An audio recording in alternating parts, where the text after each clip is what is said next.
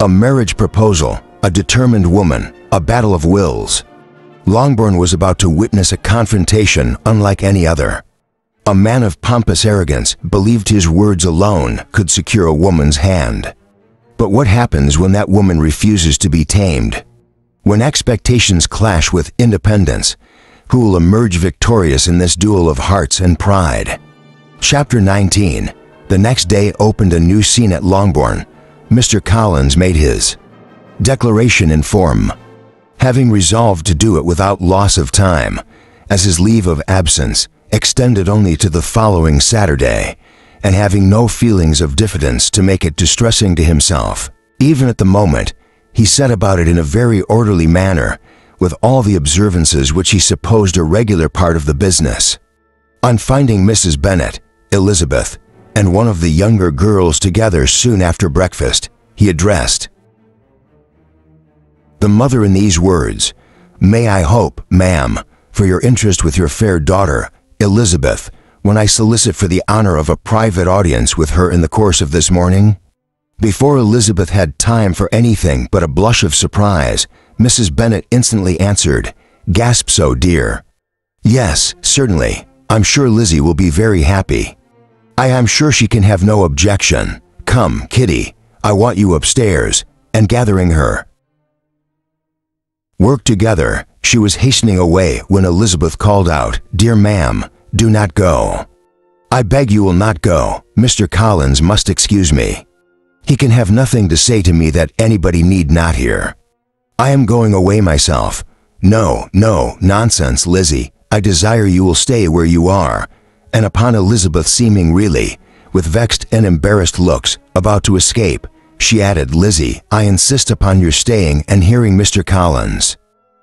Elizabeth would not oppose such an injunction, and a moment's consideration making her also sensible that it would be wisest to get it over as soon and as quietly as possible, she sat down again and tried to conceal, by incessant employment, the feelings which were divided between distress and diversion. Believe me, my dear Miss Elizabeth, that your modesty, so far from doing you any disservice, rather adds to your other perfections. You would have been less amiable in my eyes had there not been this little unwillingness, but allow me to assure you that I have your respected mother's permission for this address. Gasps, you can hardly doubt the purport of my discourse, however your natural delicacy may lead you to dissemble. My attentions have been too marked to be mistaken.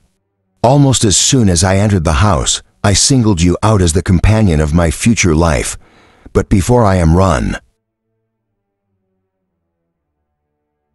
away with by my feelings on this subject, perhaps it will be advisable for me to state my reasons for marrying, and moreover for coming into Hertfordshire with the design of selecting a wife, as I certainly did. The idea of Mr. Collins, with all his solemn composure, being run away with by his feelings, made Elizabeth so near laughing that she could not use the short pause he allowed in any attempt to stop him farther, and he continued, "My reasons for marrying are, first, that I think it a right thing for every clergyman in easy circumstances, like myself, to set the example of matrimony in his parish. Secondly, that I am convinced it will add very greatly to my happiness. And thirdly, which perhaps I ought to have mentioned earlier, that it was but the very Saturday night before I left Hunsford, between our pools at quadrille, while Mrs. Jenkinson was arranging Mr. Borg's footstool, that she said, 'Mr. Collins, you must marry. A clergyman like you must marry. Choose properly. Choose a gentlewoman for my sake, and for your own.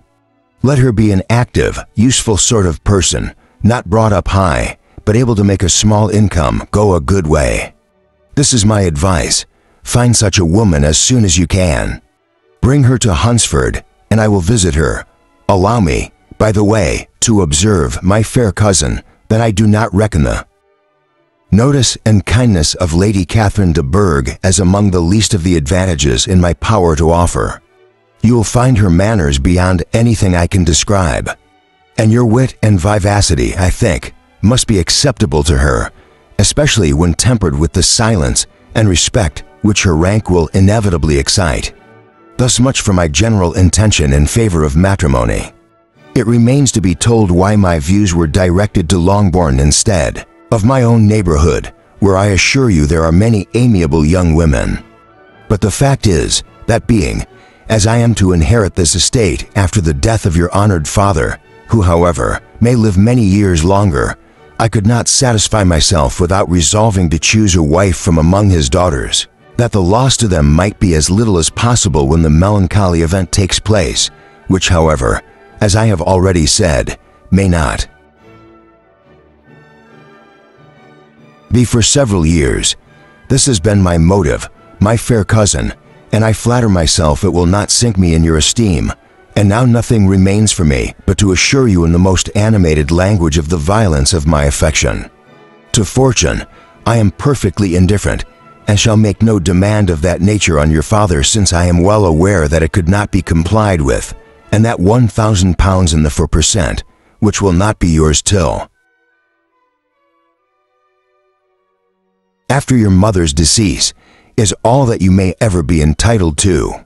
On that head, therefore, I shall be uniformly silent, and you may assure yourself that no ungenerous reproach shall ever pass my lips when we are married. It was absolutely necessary to interrupt him now. You are too hasty, sir, she cried. You forget that I have made no answer. Let me do it without further loss of time. Accept my thanks for the compliment you are paying me. I am very sensible of the honor of your proposals, but it is impossible for me to do otherwise than decline them. I am not now to learn, replied Mr. Collins with a formal wave of the hand, that it is usual with young ladies to reject the addresses of the man whom they secretly mean to accept when he first applies for their favor, and that sometimes the refusal is repeated a second or even a third time. I am therefore by no means discouraged by what you have just said, and shall hope to lead you to the altar ere long. Upon my word, sir, cried Elizabeth, your hope is rather an extraordinary one after my declaration. I do assure you that I am not one of those young ladies, if such young ladies there are, who are so daring as to risk their happiness on the chance of being asked a second time. I am perfectly serious in my refusal. You could not make me happy, and I am convinced that I am the last woman in the world who would make you so. Nay, were your friend Lady Catherine to know me, I am persuaded she would find me in every respect ill-qualified for the situation. Were it certain that Lady Catherine would think so, said Mr. Collins very gravely, but I cannot imagine that her ladyship would at all disapprove of you, and you may be certain that when I have the honor of seeing her again, I shall speak in the highest terms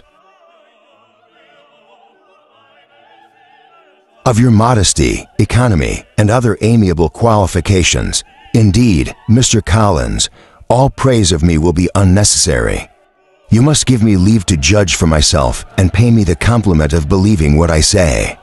I wish you very happy and very rich, and by refusing your hand, do all in my power to prevent your being otherwise. In making me the offer, you must have satisfied the delicacy of your feelings with regard to my family, and may take possession of Longbourn estate whenever it falls without any self-reproach. This matter may be considered, therefore, as finally settled. And rising as she thus spoke, she would have quitted the room had not Mr. Collins thus addressed her.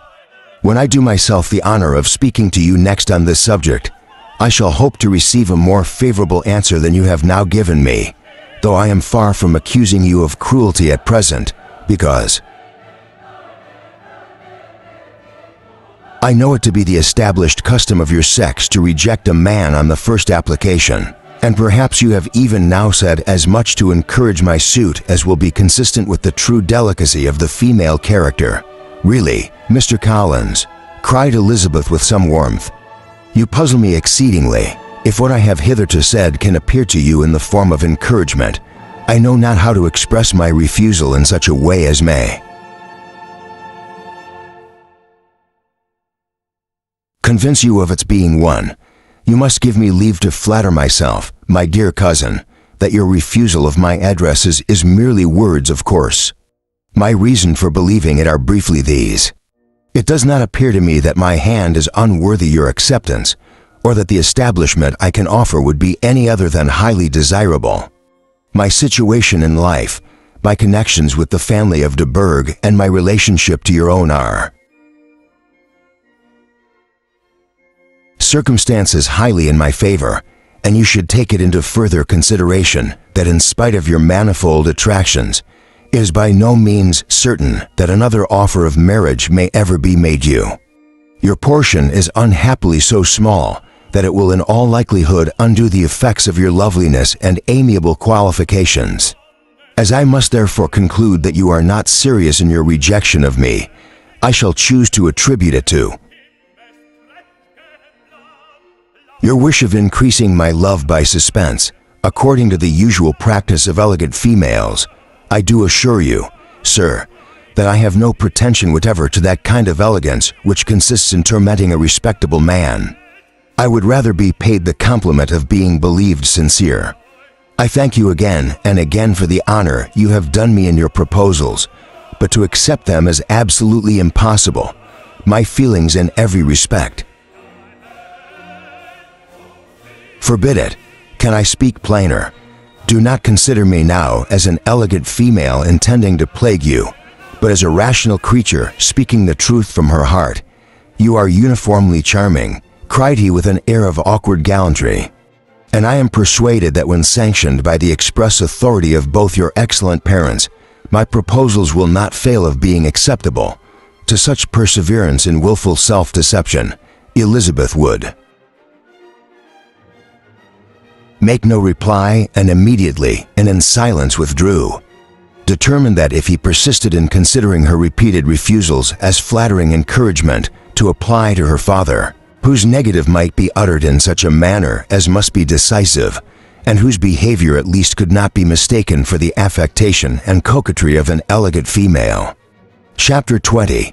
Mr. Collins was not left long to the silent contemplation of his successful love, for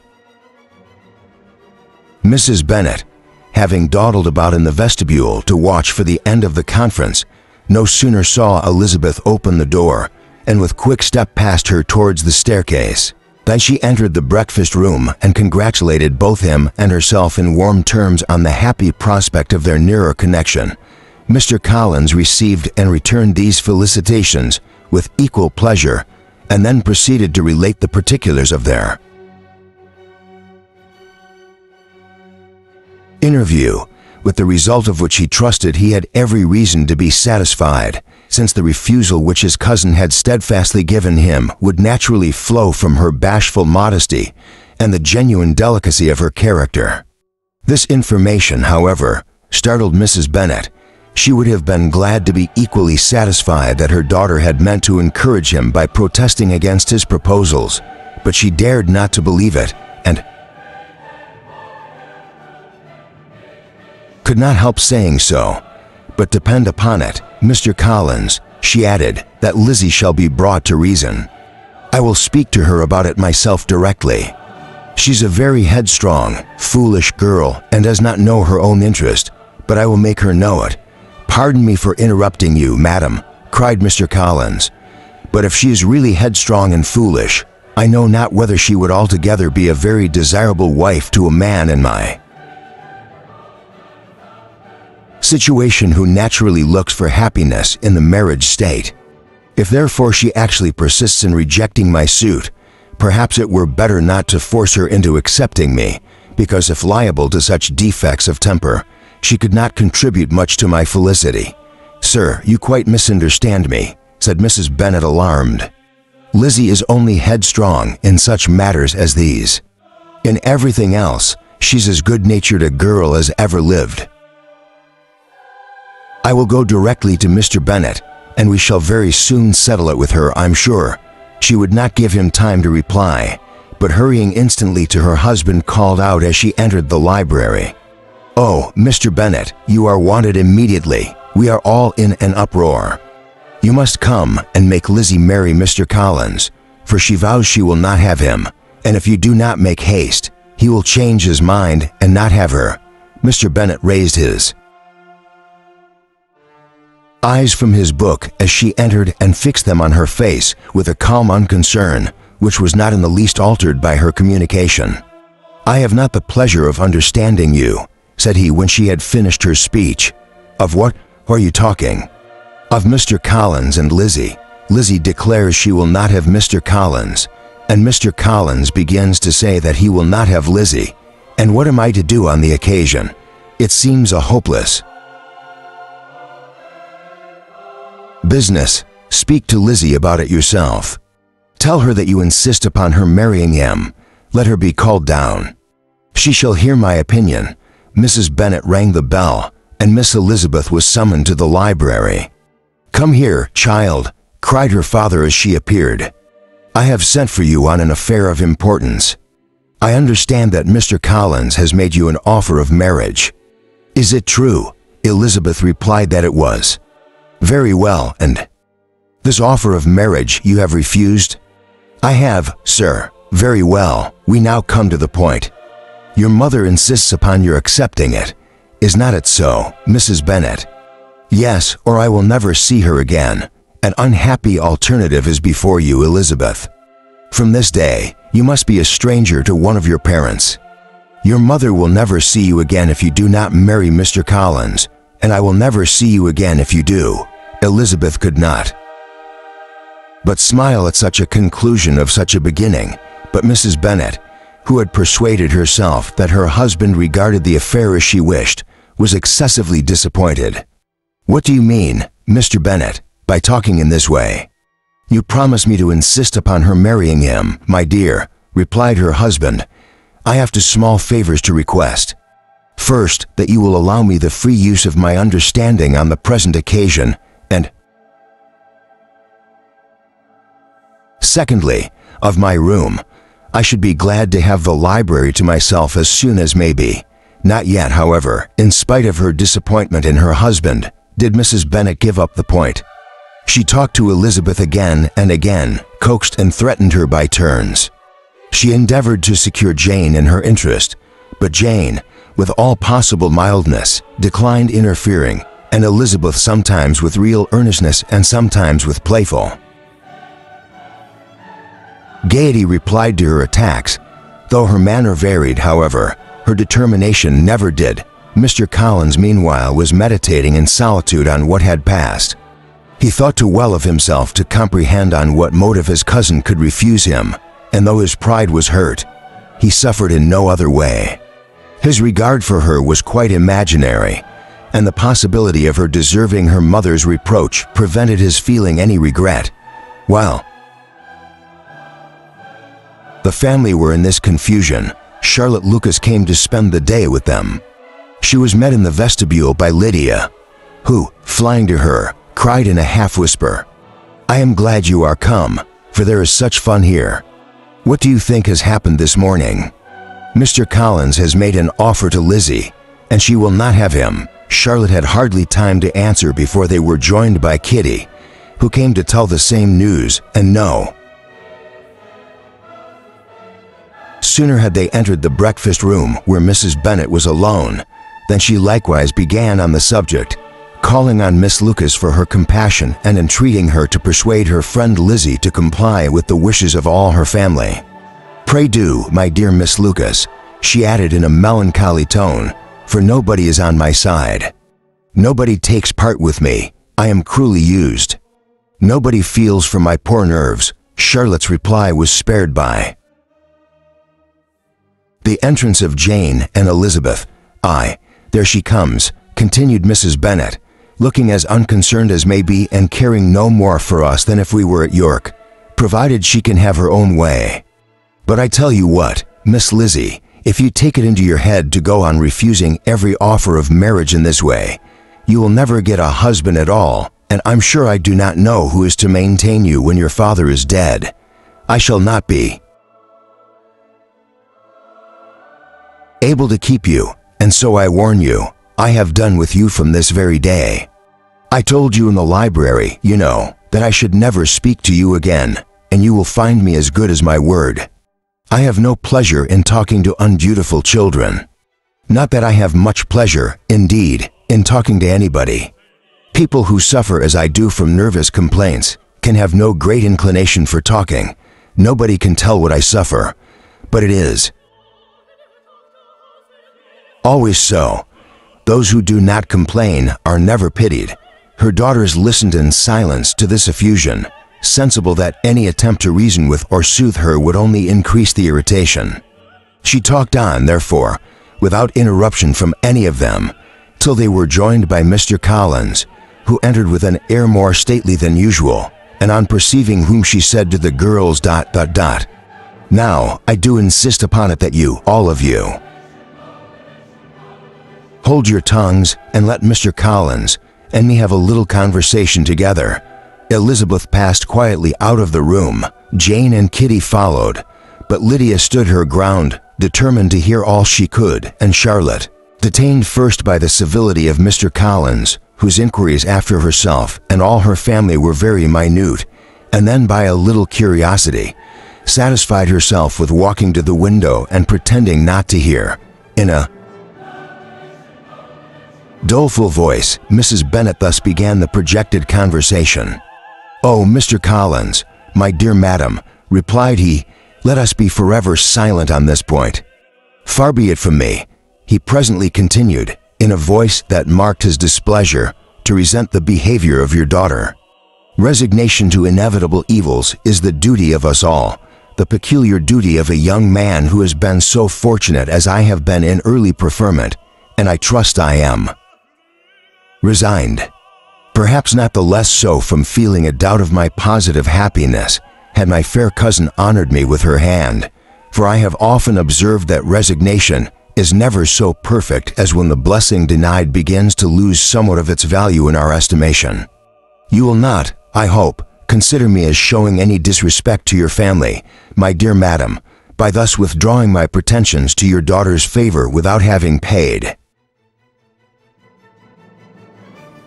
yourself and Mr. Bennet the compliment of requesting you to interpose your authority in my behalf.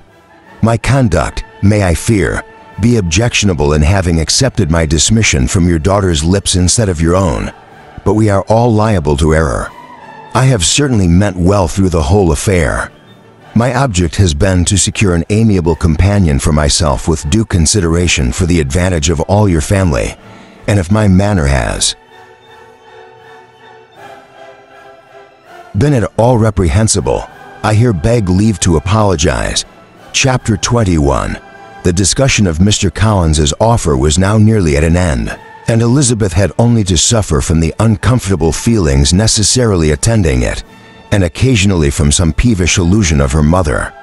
As for the gentleman himself, his feelings were chiefly expressed not by embarrassment or dejection, or by trying to avoid her, but by stiffness of manner and resentful silence. He scarcely ever spoke to her, and the assiduous attentions which he had been so sensible of himself were transferred for the rest of the day to Miss Lucas, whose civility in listening to him was a seasonable relief to them all, and especially to her friend. The morrow produced no abatement of Mrs. Bennet's ill humor or ill health. Mr. Collins was also in the same state of angry pride. Elizabeth had hoped that his resentment might shorten his visit, but his plan did not appear in the least affected by it. He was always to have gone on Saturday, and to Saturday he still meant to stay. After breakfast, the girls walked to Narrated to inquire if Mr. Wickham returned, and to lament over his absence from the Netherfield ball. He joined them on their entering the town, and attended them to their aunt's, where his regret and vexation, and the concern of everybody was well talked over. To Elizabeth, however, he voluntarily acknowledged that the necessity of his absence had been self-imposed.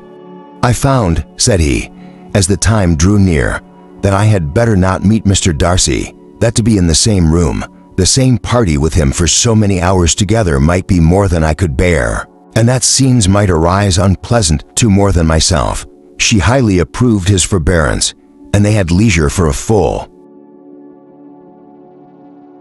discussion of it, and for all the commendation which they civilly bestowed on each other as Wickham and another officer walked back with them to Longbourn, and during the walk he particularly attended to her. His accompanying them was a double advantage. She felt all the compliment it offered to herself, and it was most acceptable as an occasion of introducing him to her father and mother. Soon after their return, a letter was delivered to Miss Bennet. It came from Netherfield and was opened immediately. The envelope contained a sheet of elegant little hot-pressed paper, well covered with the lady's fair, flowing hand, and Elizabeth saw her sister's countenance change as she read it, and saw her dwelling intently on some particular passages. Jane recollected herself soon and, putting the letter away, tried to join with her usual cheerfulness in the general conversation, but Elizabeth felt an anxiety on the subject which drew off her attention even from Wickham, and no sooner had he and his companion taken leave than a glance from Jane invited her to follow her upstairs. When they had gained their own room, Jane, taking out the letter, said, "This is from Caroline Bingley. What it contains has surprised me a good deal. The whole party have left Netherfield by this time and are on their way to town, and without any intention of coming back again. You shall hear what she says." She then read the first sentence aloud, which comprised the information of their having just resolved to follow their brother to town directly, and of their meaning to dine that day in Grosvenor Street where Mr. Hurst had a house. The next was in these words, "I do not pretend to regret anything I should leave in Herefordshire except your society, my dearest friend, but we will hope at some future period to enjoy many returns of the delightful intercourse we have known, and in the meanwhile may lessen the pain of separation by a very frequent and most unreserved correspondence. I depend on you for that." To these high-flown expressions, Elizabeth listened with all the insensibility of distrust, and though the suddenness of their removal surprised her, she saw nothing in it really to lament. It was not to be supposed that their absence from Netherfield would prevent Mr. Bingley's being there, and as to the loss of their society, she was persuaded that Jane must soon cease to regard it in the enjoyment of his. "It is unlucky," said she after a short pause, "that you should not be able to see your friends before they leave the country, but may we not hope that the period of future happiness to which Miss Bingley looks forward may arrive earlier than she is aware, and that the delightful intercourse you have known as friends will be renewed with yet greater satisfaction as sisters? Mr. Bingley will not be detained in London by then. Caroline decidedly says that none of the party will return into Herefordshire this winter. I will read it to you. When my brother left us yesterday, he imagined that the business which took him to London might be concluded in 3 or 4 days, but as we are certain it cannot be so, and at the same time convinced that when Charles gets to town, he will be in no hurry to leave it again, we have determined on following him thither that he may not be obliged to spend his vacant hours in a comfortless hotel. Many of my acquaintance are already there for the winter. I wish I could hear that you, my dearest friend, had any intention of making one in the crowd, but of that I despair. I sincerely hope your Christmas in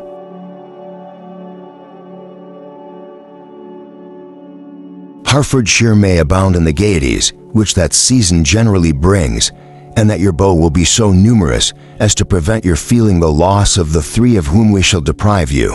It is evident by this," added Jane, "that he comes back no more this winter. It is only evident that Miss Bingley does not mean he should. Why will you think so? It must be his own doing.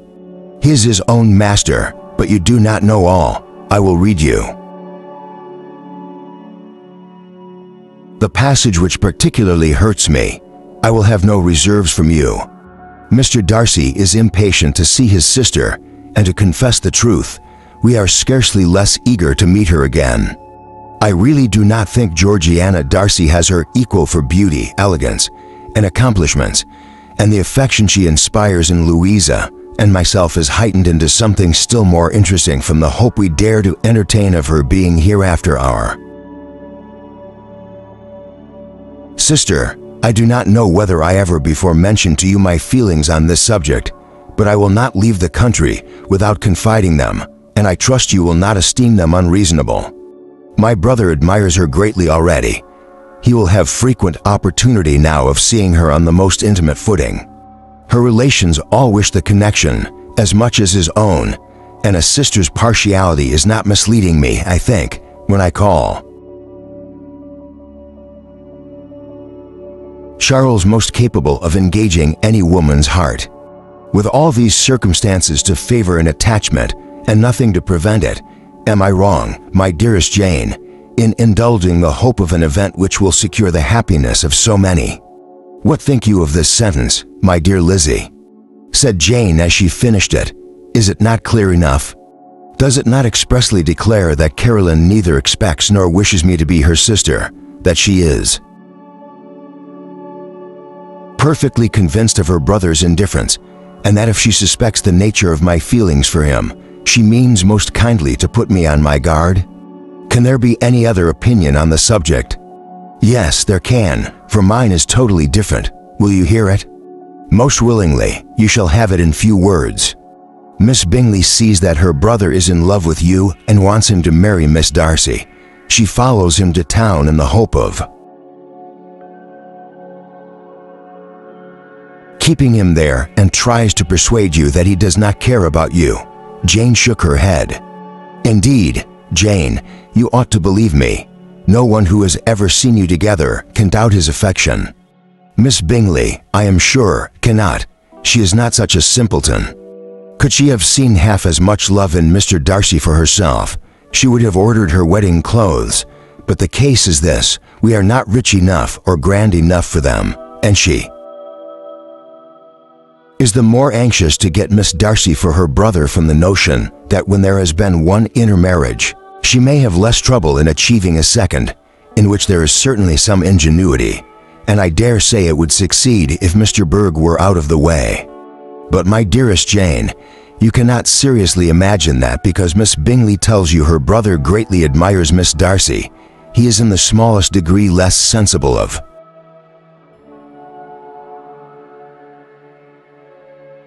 your merit than when he took leave of you on Tuesday, or that it will be in her power to persuade him that instead of being in love with you, he is very much in love with her friend.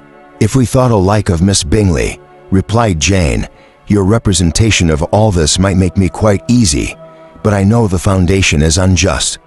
Caroline is incapable of willfully deceiving anyone, and all that I can hope in the case is that she is deceived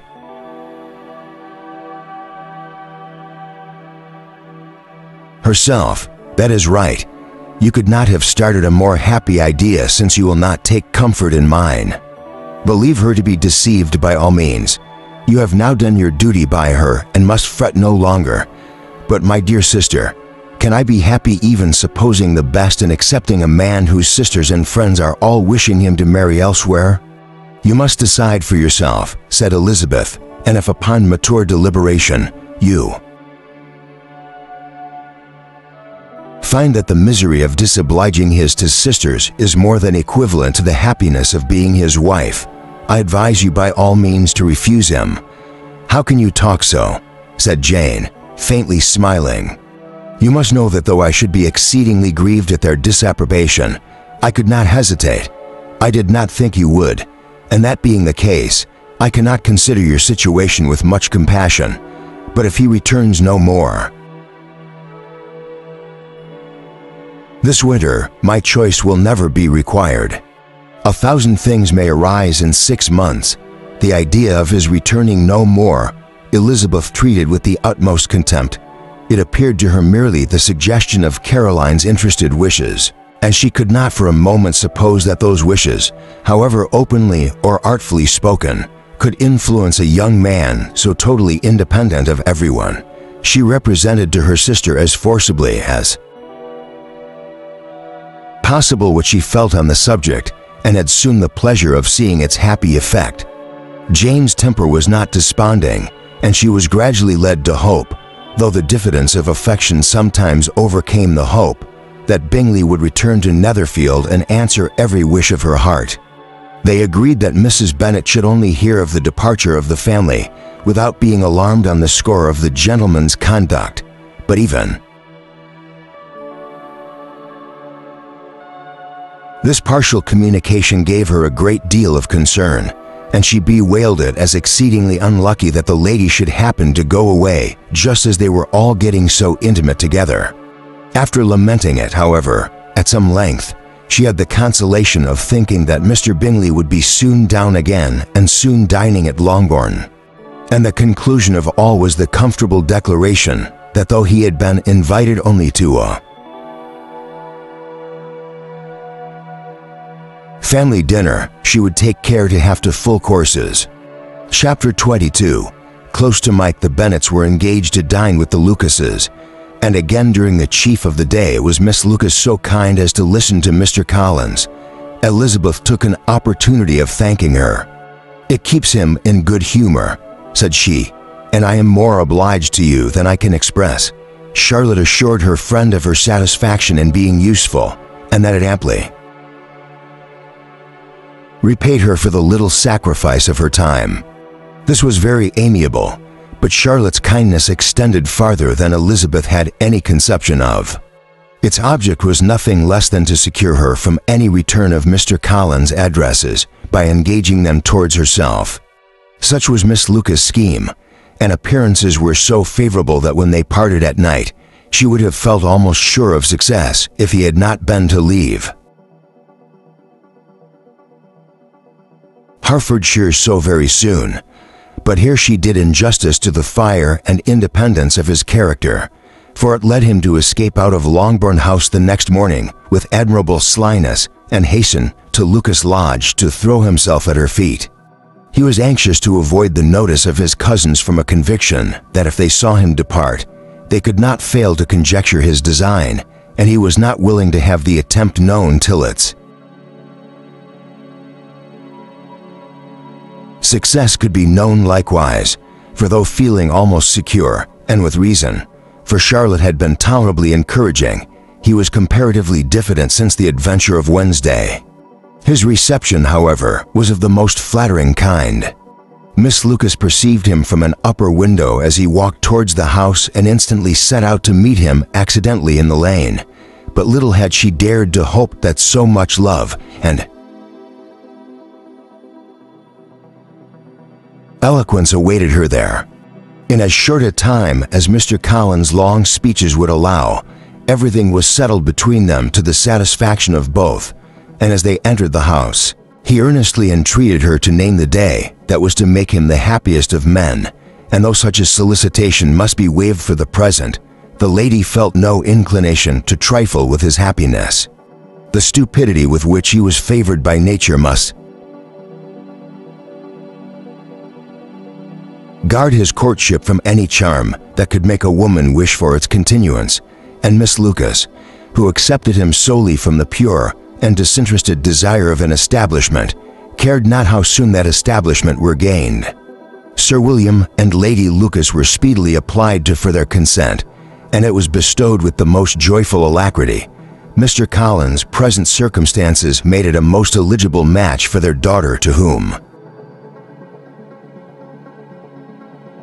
they could give little fortune, and his prospects of future wealth were exceedingly fair. Lady Lucas began directly to calculate with more interest than the matter had ever excited before how many years longer Mr. Bennet was likely to live, and Sir William gave it as his decided opinion that whenever Mr. Collins should be in possession of Longbourn Estate, it would be highly expedient that both he and his wife should make their appearance at St. James, the whole family, in short, were properly overjoyed on the occasion. The younger girls formed hopes of coming out a year or two sooner than they might otherwise have done, and the boys were relieved from their apprehension of Charlotte's dying an old maid. Charlotte herself was tolerably composed. She had gained her point and had time to consider of it. Her reflections were in general satisfactory. Mr. Collins, to be sure, was neither sensible nor agreeable. His society was irksome, and his attachment to her must be imaginary, but still, he would be her husband. Without thinking highly either of men or of matrimony, marriage had always been her object. It was the only honorable provision for well-educated young women of small fortune, and however uncertain of giving happiness, must be their pleasantest preservative from want. This preservative she had now obtained, and at the age of 27, without having ever been handsome, she felt all the good luck of it. The least agreeable circumstance in the business was the surprise it must occasion to Elizabeth Bennet, whose friendship she valued beyond that of any other person. Elizabeth would wonder and probably would blame her, and though her resolution was not to be shaken, her feelings must be hurt by such disapprobation. She resolved to give her the information herself and therefore charged Mr. Collins, when he returned to Longbourn to dinner, to drop no hint of what had passed before any of the family. A promise of secrecy was, of course, very dutifully given, but it could not be kept without difficulty, for the curiosity excited by his long absence burst forth in such very direct questions on his return as required some ingenuity to evade, and he was at the same time exercising great self-denial, for he was longing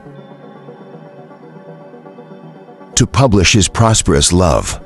As he was to begin his journey too early on the morrow to see any of the family, the ceremony of leave-taking was performed when the ladies moved for the night, and Mrs. Bennet, with great politeness and cordiality, said how happy they should be to see him at Longbourn again whenever his other engagements might allow him to visit them. "My dear madam," he replied, "this invitation is particularly gratifying because it is what I had been hoping to receive, and you may be very certain that I shall avail myself of it as soon as possible." They were all astonished, and Mr. Bennet, who could by no means wish for so speedy a return, immediately said, "But is there not danger of Lady Catherine's disapprobation here, my good sir? You had better neglect your relations than run the risk of offending your patroness." "My dear sir," replied Mr. Collins, "I am particularly obliged to you for this friendly caution, and you may depend upon my not taking so material a step without her ladyship's concurrence. You cannot be too much on your guard.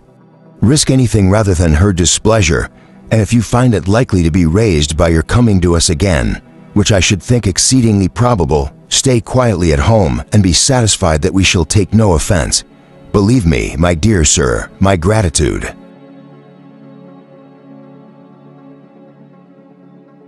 is warmly excited by such affectionate attention, and depend upon it, you will speedily receive from me a letter of thanks for this as well as for every other mark of your regard during my stay in Hertfordshire. As for my fair cousins, though my absence may not be long enough to render it necessary, I shall now take the liberty of wishing them health and happiness, not excepting my cousin Elizabeth, with proper civilities. The ladies then withdrew, all of them equally surprised to find that he meditated a quick return. Mrs. Bennet wished to understand by it that he thought of paying his addresses to one of her younger girls, and Mary might have been prevailed on to accept him. She rated his abilities much higher than any of the others. There was a solidity in his reflections which often struck her, and though by no means so clever as herself, she thought that if encouraged to read and improve himself by such an example as hers, he might become a very agreeable companion. But on the following morning, every hope of this kind was done away. Miss Lucas called soon after breakfast, and in a private conference with Elizabeth related the event of the day before. The possibility of Mr. Collins fancying himself in love with her friend had once occurred to Elizabeth within the last day or two, but that Charlotte could encourage him seemed almost as far from possibility as that she could encourage him herself, and her astonishment was consequently so great as to overcome at first the bounds of decorum, and she could not help crying out, "Engaged to Mr. Collins? My dear Charlotte, impossible." The steady countenance which Miss Lucas had commanded in telling her story gave way to a momentary confusion here on receiving so direct a reproach, though as it was no more than she Expected, she soon regained her composure and calmly replied, "Why should you be surprised, my dear Eliza? Do you think it incredible that Mr. Collins should be able to procure any woman's good opinion because he was not so happy as to succeed with you?" But Elizabeth had now recollected herself, and making a strong effort for it, was able to assure her with tolerable firmness that the prospect of their relationship was highly grateful to her, and that she wished her all imaginable happiness. "I see what you are feeling," replied Charlotte. "You must be surprised, very much surprised, so lately as Mr. Collins was wishing to marry you. But when you have had time to think it all over, I hope you will be satisfied with what I have done. I am not romantic, you know, I never was.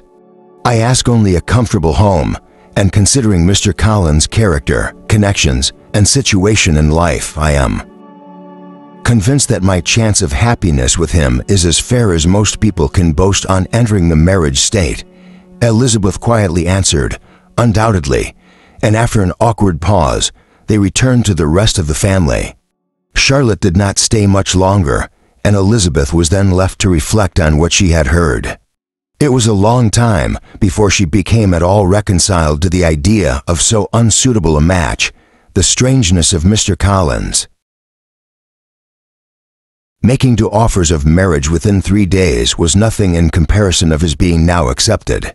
She had always felt that Charlotte's opinion of matrimony was not exactly like her own, but she could not have supposed it possible that when called into action, she would have sacrificed every better feeling to worldly advantage. Charlotte, the wife of Mr. Collins, was a most humiliating picture, and to the pang of a friend disgracing herself and sunk in her esteem was added the distressing conviction that it was impossible for that friend to be tolerably happy in the lot she had chosen. Chapter 23. Elizabeth was sitting with her mother and sisters, reflecting on what she had heard, and doubting whether she were authorized to mention it when Sir William Lucas himself appeared, sent by his daughter to announce her engagement to the family, with many compliments to them, and much self-gratulation on the prospect of a connection between the houses. He unfolded the matter to an audience not merely wondering, but incredulous, for Mrs. Bennet, with more perseverance than politeness, protested he must be entirely mistaken, and Lydia, always unguarded and often uncivil, boisterously exclaimed, "Good Lord! Sir William, how can you tell such a story? Do not you know that Mr. Collins wants to marry Lizzie? Nothing less than the complaisance of a courtier could have borne without anger such treatment, but Sir William's good breeding carried him through it all, and though he begged leave to be positive as to the truth of his information, he listened to all their impertinence with the most forbearing courtesy. Elizabeth, feeling it incumbent on her to relieve him from so unpleasant a situation, now put herself forward to confirm his account by mentioning her prior knowledge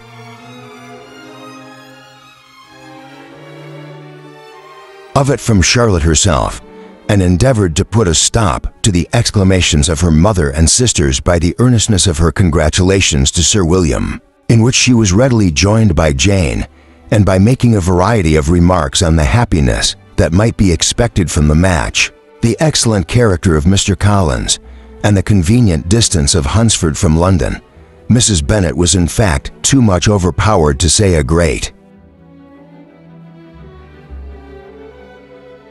deal while Sir William remained, but no sooner had he left them than her feelings found a rapid vent. In the first place, she persisted in disbelieving the whole of the matter. Secondly, she was very sure that Mr. Collins had been taken in. Thirdly, she trusted that they would never be happy together, and fourthly, that the match might be broken off. Two inferences, however, were plainly deduced from the whole. One, that Elizabeth was the real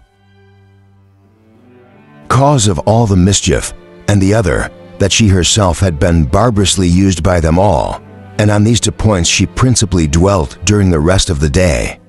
Nothing could console and nothing appease her, nor did that day wear out her resentment. A week elapsed before she could see Elizabeth without scolding her, A month passed away before she could speak to Sir William or Lady Lucas without being rude, and many months were gone before she could at all forgive their daughter.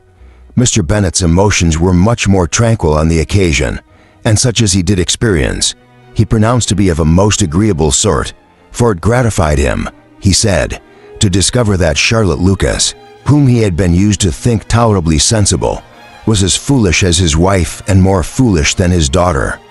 Jane confessed herself a little surprised at the match, but she said less of her astonishment than of her earnest desire for their happiness, nor could Elizabeth persuade her to consider it as improbable. Kitty and Lydia were far from envying Miss Lucas, for Mr. Collins was only a clergyman, and it affected them in no other way than as a piece of news to spread at Meryton. Lady Lucas could not be insensible of triumph on being able to retort on Mrs. Bennet the comfort of having a daughter well married, and she called at Longbourn rather oftener than usual to say how happy she was, though Mrs. Bennet's sour looks and ill-natured remarks might have been enough to drive happiness away. Between Elizabeth and Charlotte, there was a restraint which kept them mutually silent on the subject, and Elizabeth felt persuaded that no real confidence could ever subsist between them again. Her disappointment in Charlotte made her turn with fonder regard to her sister, of whose rectitude and delicacy she was sure her opinion could never be shaken, and for whose happiness she grew daily more anxious, as Bingley had now been gone a week and nothing was heard of his return. Jane had sent Caroline an early answer to her letter, and was counting the days till she might reasonably hope to hear again. The promised letter of thanks for Mr. Collins arrived on Tuesday, addressed to their father, and written with all the solemnity of gratitude which a 12 months' abode in the family might have prompted. After discharging his conscience on that head, he proceeded to inform them, with many rapturous expressions of his happiness in having obtained the affection of their amiable neighbor, Miss Lucas, and then explained that it was merely with the view of enjoying her society that he had been so ready to close with their kind wish of seeing him again at Longbourn, whether he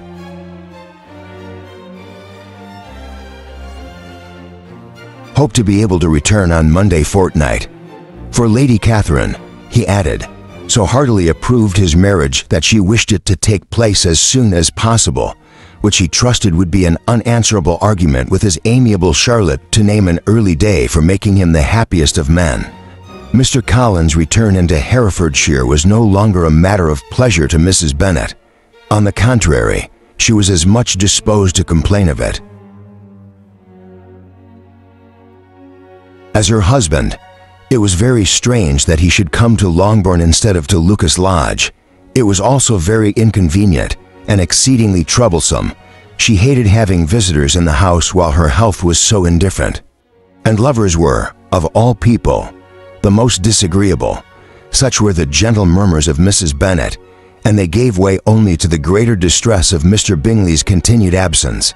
Neither Jane nor Elizabeth were comfortable on this subject.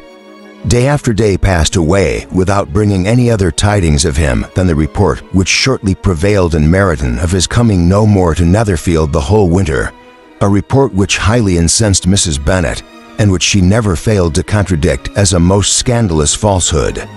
Even Elizabeth began to fear not that Bingley was indifferent, but that his sisters would be successful in keeping him away.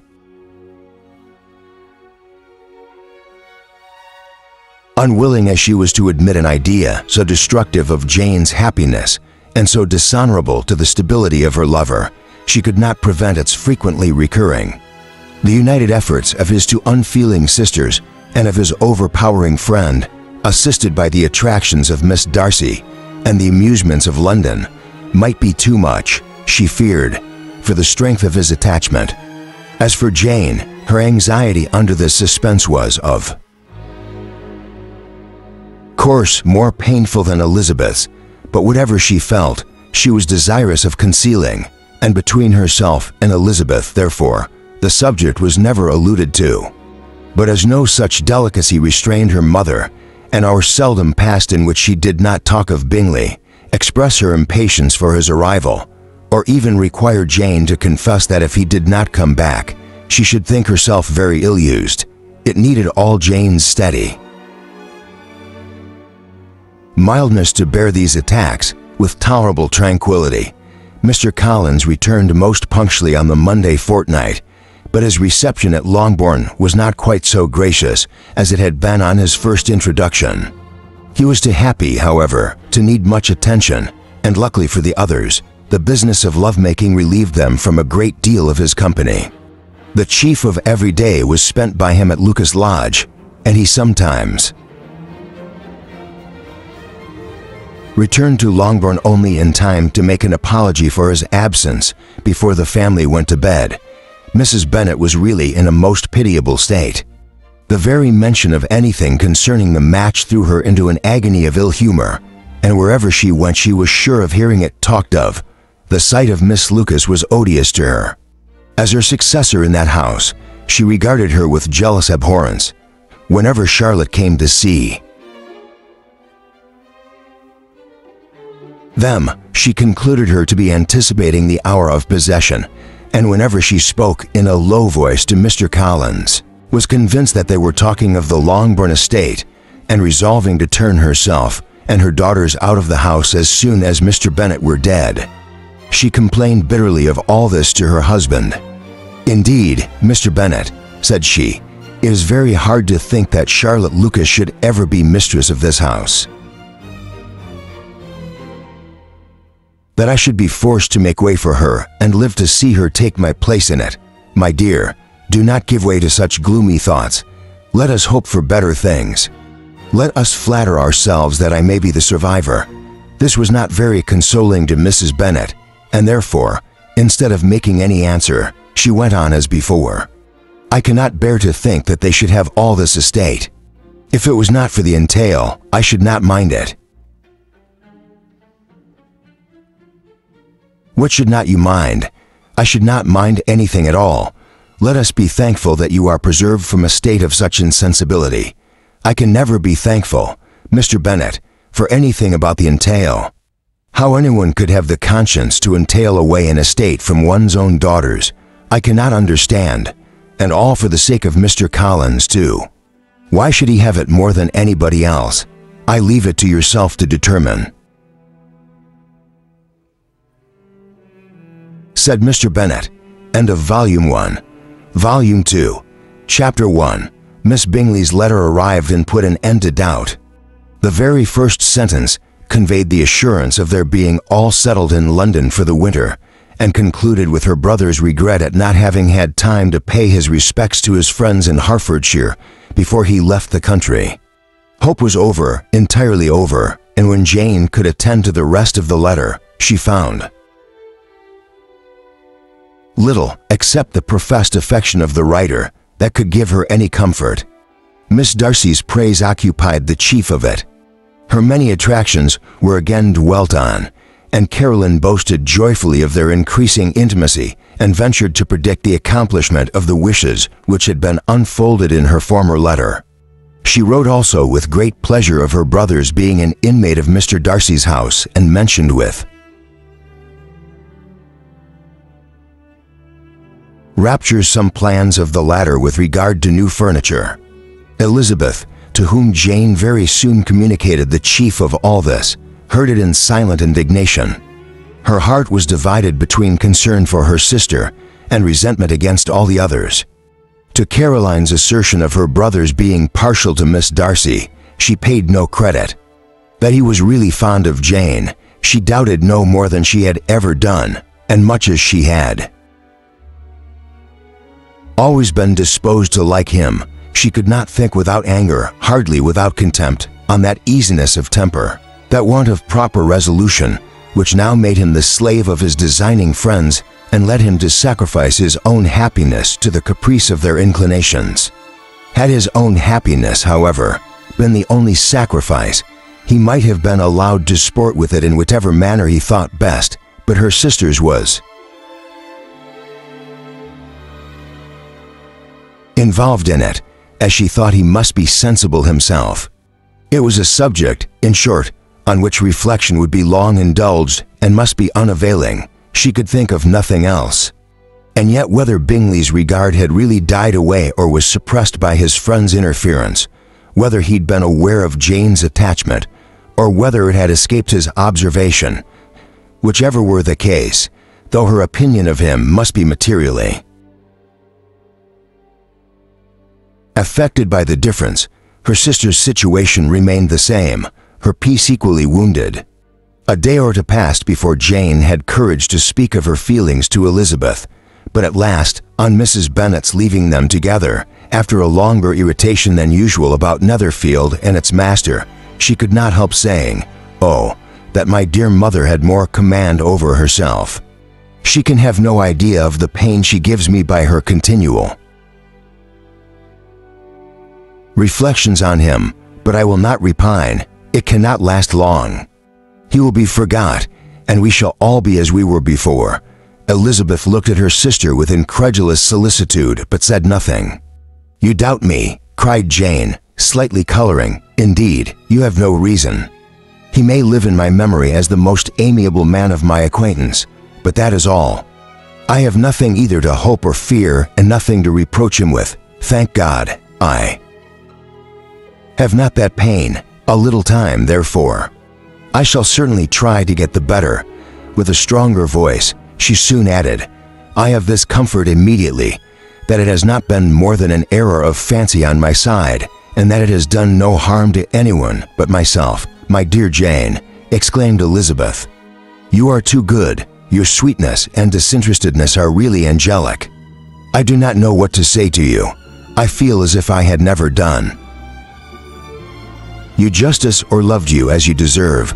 Miss Bennet eagerly disclaimed all extraordinary merit and threw back the praise on her sister's warm affection. "Nay," said Elizabeth, "this is not fair. You wish to think all the world respectable, and are hurt if I speak ill of anybody. I only want to think you perfect, and you set yourself against it. Do not be afraid of my running into any excess, or of my encroaching on your privilege of universal goodwill. You need not. There are few people whom I really love, and still fewer of whom I think well. The more I see of the world, the more I am dissatisfied with it, and every day confirms my belief of the inconsistency of all human characters and of the little dependence that can be placed on the appearance of either merit or sense. I have met with two instances lately. One I will not mention. The other is Charlotte's marriage. It is unaccountable, in every view. It is unaccountable. My dear Lizzie, do not give way to such feelings as these. They will ruin your happiness. You do not make allowance enough for difference of situation and temper. Consider Mr. Collins's respectability and Charlotte's prudent, steady character. Remember that she is one of a large family, that as to fortune, it is a most eligible match, and be ready to believe, for everybody's sake, that she may feel something like regard and esteem for our cousin. To oblige you, I would try to believe almost anything, but no one else could be benefited by such a belief as this. For were I persuaded that Charlotte had any regard for him, I should only think worse of her understanding than I do now of her heart. My dear Jane, Mr. Collins is a conceited, pompous, narrow-minded, silly man. You know he is as well as I do, and you must feel as well as I do that the woman who marries him cannot have a proper way of thinking. You shall not defend her, though it is Charlotte Lucas. You shall not, for the sake of one individual, change the meaning of principle and integrity, nor endeavor to persuade yourself or me that selfishness is prudence and insensibility of danger security for happiness. I must think your language too strong in speaking of both, replied Jane, and I hope you will be convinced of it by seeing them happy together. But enough of this. You alluded to something else. You mentioned two instances. I cannot misunderstand you, but I entreat you, dear Lizzie, not to pain me by thinking that person to blame and saying your opinion of him is sunk. We must not be so ready to fancy ourselves intentionally injured. We must not expect a lively young man to be always so guarded and circumspect. It is very often nothing but our own vanity that deceives us. Women fancy admiration means more than it does, and men take care that they should. If it is designedly done, they cannot be justified, but I have no idea of there being so much design in the world as some persons imagine. I am far from attributing any part of Mr. Bingley's conduct to design, said Elizabeth. But without scheming to do wrong or to make others unhappy, there may be error, and there may be misery. Thoughtlessness, want of attention to other people's feelings, and want of resolution will do the business. And you impute it to either of those? Yes, to the last. But if I go on, I shall displease you by saying what I think of persons you esteem. Stop me whilst you can. You persist then in supposing his sisters influence him? Yes, in conjunction with his friend. I cannot believe it. Why should they try to influence him? They can only wish his happiness, and if he is attached to me, no other woman can secure it. Your first position is false. They may wish many things besides his happiness. They may wish his increase of wealth and consequence. They may wish him to marry a girl who has all the importance of money, great connections, and pride. Beyond a doubt, they do wish him to choose Miss Darcy, replied Jane, but this may be from better feelings than you are supposing. They have known her much longer than they have known me. No wonder if they love her better. But whatever may be their own wishes, it is very unlikely they should have opposed their brothers. What sister would think herself at liberty to do it unless there was something very objectionable? If they believed him attached to me, they would not try to part us. If he were so, they could not succeed. By supposing such an affection, you make everybody acting unnaturally and wrong, and me most unhappy. Do not distress me by the idea. I'm not ashamed of having been mistaken, or at least it is slight. It is nothing in comparison of what I should feel in thinking ill of him or his sisters. Let me take it in the best light, in the light in which it may be understood.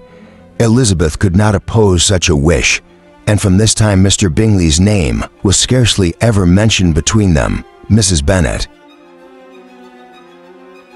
still continued to wonder and repine at his returning no more, and though a day seldom passed in which Elizabeth did not account for it clearly, there seemed little chance of her ever considering it with less perplexity. Her daughter endeavored to convince her of what she did not believe herself, that his attentions to Jane had been merely the effect of a common and transient liking, which ceased when he saw her no more. But though the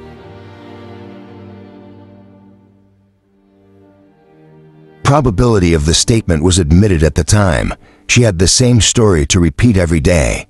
Mrs. Bennet's best comfort was that Mr. Bingley must be down again in the summer. Mr. Bennet treated the matter differently. "So, Lizzie," said he one day, "your sister is crossed in love, I find. I congratulate her. Next to being married, a girl likes to be crossed in love a little now and then. It is something to think of and gives her a sort of distinction among her companions. When is your turn to come? You will hardly bear to be long outdone by Jane. Now's your time. Here are offices enough at Meryton to disappoint all the young ladies in the country. Let Wickham be your man. He is a pleasant fellow and would jilt you creditably. Thank you, sir, but a less agreeable man would satisfy me. We must not all expect Jane's good fortune." "True," said Mr. Bennet, "but it is a comfort to think that whatever of that kind may befall you, you have an affectionate mother who will always make the most of it." Mr. Wickham's society was of material service in dispelling the gloom which the late perverse occurrences had thrown on many of the Longbourn family. They saw him often, and to his other recommendations was now added that of general unreserve. The whole of what Elizabeth had already heard, his claims on Mr. Darcy, and all that he had suffered from him, was now openly acknowledged and publicly canvassed, and everybody was pleased to think how much they had always disliked Mr. Darcy, before they had known anything of the matter. Miss Bennet was the only creature who could suppose there might be any extenuating circumstances in the case unknown to the Society of Hertfordshire. Her mild and steady candor always pleaded for allowances and urged the possibility of mistakes, but by everybody else, Mr. Darcy was condemned as the worst of men. Chapter 2. After a week spent in professions of love and schemes of felicity, Mr. Collins was called from his amiable Charlotte by the arrival of Saturday. The pain of separation, however, might be alleviated on his side by preparations for the reception of his bride, as he had reason to hope that shortly after his next return into Herefordshire, the day would be fixed that was to make him the happiest of men. He took leave of his relations at Longbourn with as much solemnity as before, wished his fair cousins health and happiness again, and promised their father another letter of thanks. On the following Monday, Mrs. Bennet had the pleasure of receiving her brother and his wife, who came as usual to spend the Christmas at Longbourn. Mr. Gardiner was a sensible, gentlemanlike man, greatly superior to his sister, as well by nature as education. The Netherfield ladies would have had difficulty in believing that a man who lived by trade and within view of his own warehouses could have been so well-bred and agreeable. Mrs. Gardiner, who was several years younger than Mrs. Bennet and Mrs. Phillips, was an amiable, intelligent, elegant woman and a great favorite with all her Longbourn nieces. Between the two eldest, and herself especially, there subsisted a very particular regard. They had frequently been staying with her in town. The first part of Mrs. Gardiner's business on her arrival was to distribute her presents and describe the newest fashions. When this was done, she had a less active part to play. It became her turn to listen. Mrs. Bennet had many grievances to relate and much to complain of. They had all been very ill-used since she last saw her sister. Two of her girls had been on the point of marriage, and after all, there was nothing in it. I do not blame Jane, she continued, for Jane would have got Mr. Bingley if she could. But Lizzie, oh, sister, it is very hard to think that she might have been Mr. Collins's wife by this time, had it not been for her own perverseness. He made her an offer in this very room, and she refused him. The consequence of it is that Lady Lucas will have a daughter married before I have, and that Longbourn estate is just as much entailed as ever. The Lucases are a very artful people indeed, sister. They are all for what they can get. I am sorry to say it of them, but so it is. It makes me very nervous and poorly to be thwarted so in my own family, and to have neighbors who think of themselves before anybody else. However, your coming just at this time is the greatest of comforts, and I am very glad to hear what you tell us of Long Sleeves, Mrs. Gardiner, to whom the chief of this news had been given before in the course of Jane and Elizabeth's correspondence with her, made her sister a slight answer, and in compassion to her nieces, turned the conversation. When alone with Elizabeth afterwards, she spoke more on the subject. "It seems likely to have been a desirable match for Jane," said she. "I am sorry it went off, but these things happen so often. A young man such as you describe, Mr. Bingley, so easily falls in love with a pretty girl for a few weeks, and when accident separates them, so easily forgets her that these sort of inconsistencies are very frequent. An excellent consolation in its way," said Elizabeth, "but it will not do for us. We do not suffer by accident. It does not often happen that the interference of friends will persuade a young man of independent fortune to think no more of a girl whom he was violently in love with only a few days before. But that expression of violently in love is so hackneyed, so doubtful, so indefinite that it gives me very little idea. It is as often applied to feelings which arise from a half-hour's acquaintance as to a real strong attachment. Pray, how violent was Mr. Bingley's love? I never saw a more promising inclination. He was growing quite inattentive to other people, and wholly engrossed by Every time they met, it was more decided and remarkable. At his own ball, he offended 2 or 3 young ladies by not asking them to dance, and I spoke to him twice myself without receiving an answer. Could there be finer symptoms? Is not general incivility the very essence of love? Oh yes, of that kind of love which I suppose him to have felt. Poor Jane. I am sorry for her because, with her disposition, she may not get over it. Immediately, it had better have happened to you, Lizzie. You would have laughed yourself out of it sooner. But do you think she would be prevailed on to go back with us? Change of scene might be of service, and perhaps a little relief from home may be as useful as anything. Elizabeth was exceedingly pleased with this proposal and felt persuaded of her sister's ready acquiescence. I hope, added Mrs. Gardner, that no consideration with regard to this young man will influence her. We live in so different a part of town, all our connections are so different, and as you well know, we go out so little that it is very improbable they should meet at all unless he really comes to see her. And that is quite impossible, for he is now in the custody of his friend, and Mr. Darcy would no more suffer him to call on Jane in such a part of London. My dear aunt, how could you think of it, Mr. Darcy may perhaps have heard of such a place as Gracechurch Street, but he would hardly think a month's ablution enough to cleanse him from its impurities where he wants to enter it. And depend upon it, Mr. Bingley never stirs without him. So much the better. I hope they will not meet at all, but does not Jane correspond with her sister? She will not be able to help calling. She will drop the acquaintance entirely. But in spite of the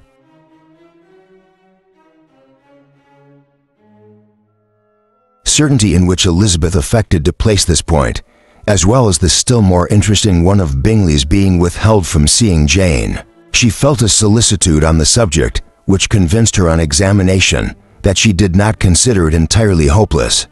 It was possible, and sometimes she thought it probable, that his affection might be reanimated and the influence of his friends successfully combated by the more natural influence of Jane's attractions. Miss Bennet accepted her aunt's invitation with pleasure, and the Bingleys were no otherwise in her thoughts at the time than as she hoped that by Caroline's not living in the same house with her brother, she might occasionally spend a morning with her without any danger of seeing him. The Gardners stayed a week at Longbourn, and what with the Phillipses, the Lucases, and the officers, there was not a day without its engagement. Mrs. Bennet had so carefully provided for the entertainment of her brother and sister that they did not once sit down to a family dinner.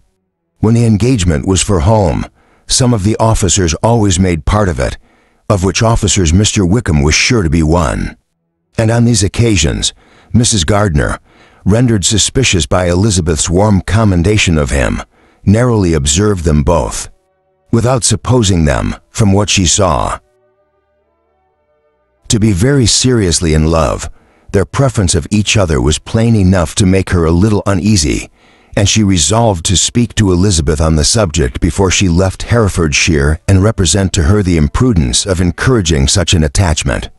To Mrs. Gardner, Wickham had one means of affording pleasure unconnected with his general powers.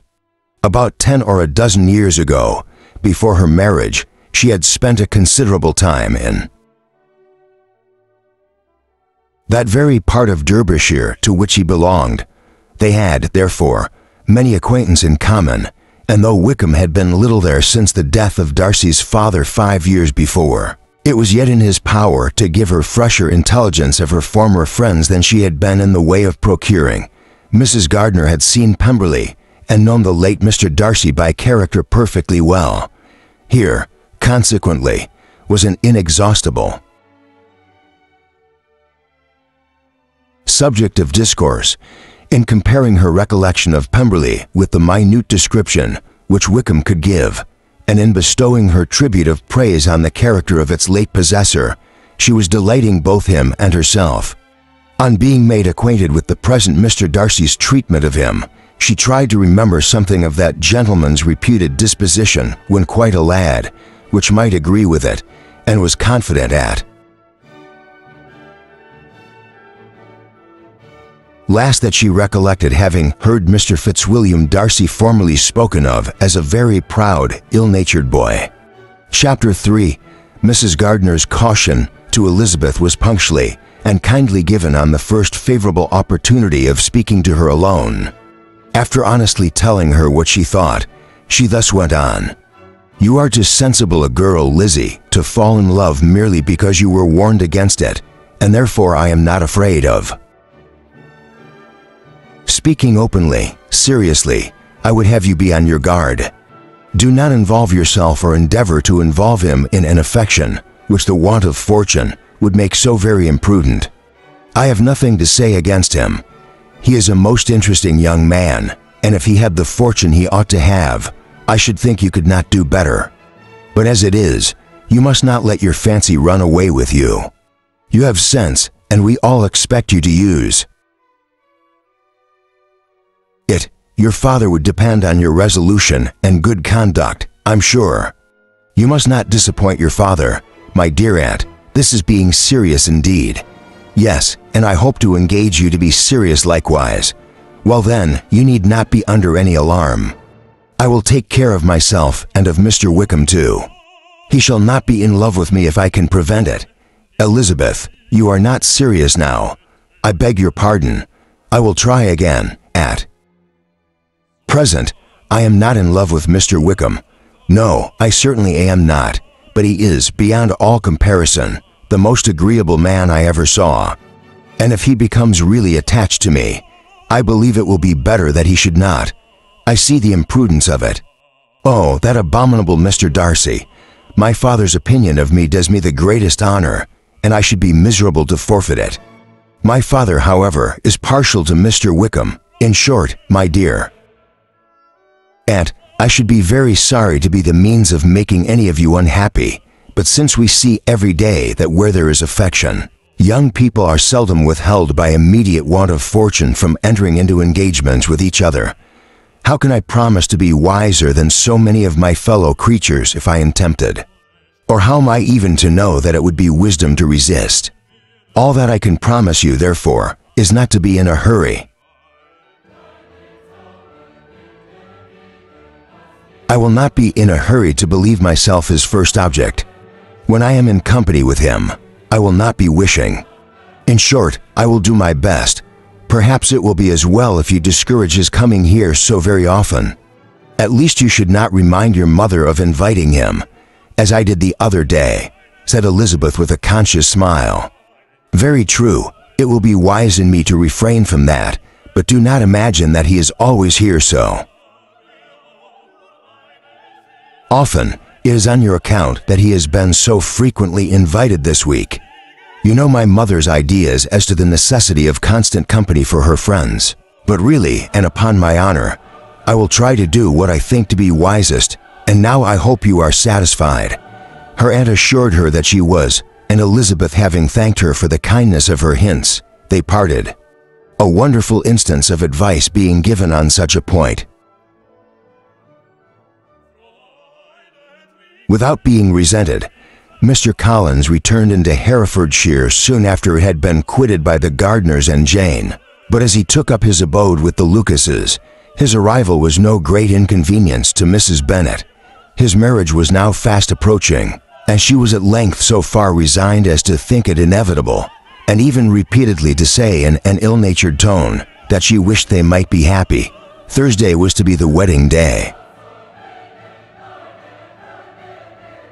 And on Wednesday Miss Lucas paid her farewell visit, and when she rose to take leave, Elizabeth, ashamed of her mother's ungracious and reluctant good wishes and sincerely affected herself, accompanied her out of the room. As they went downstairs together, Charlotte said, "I shall depend on hearing from you very often, Eliza."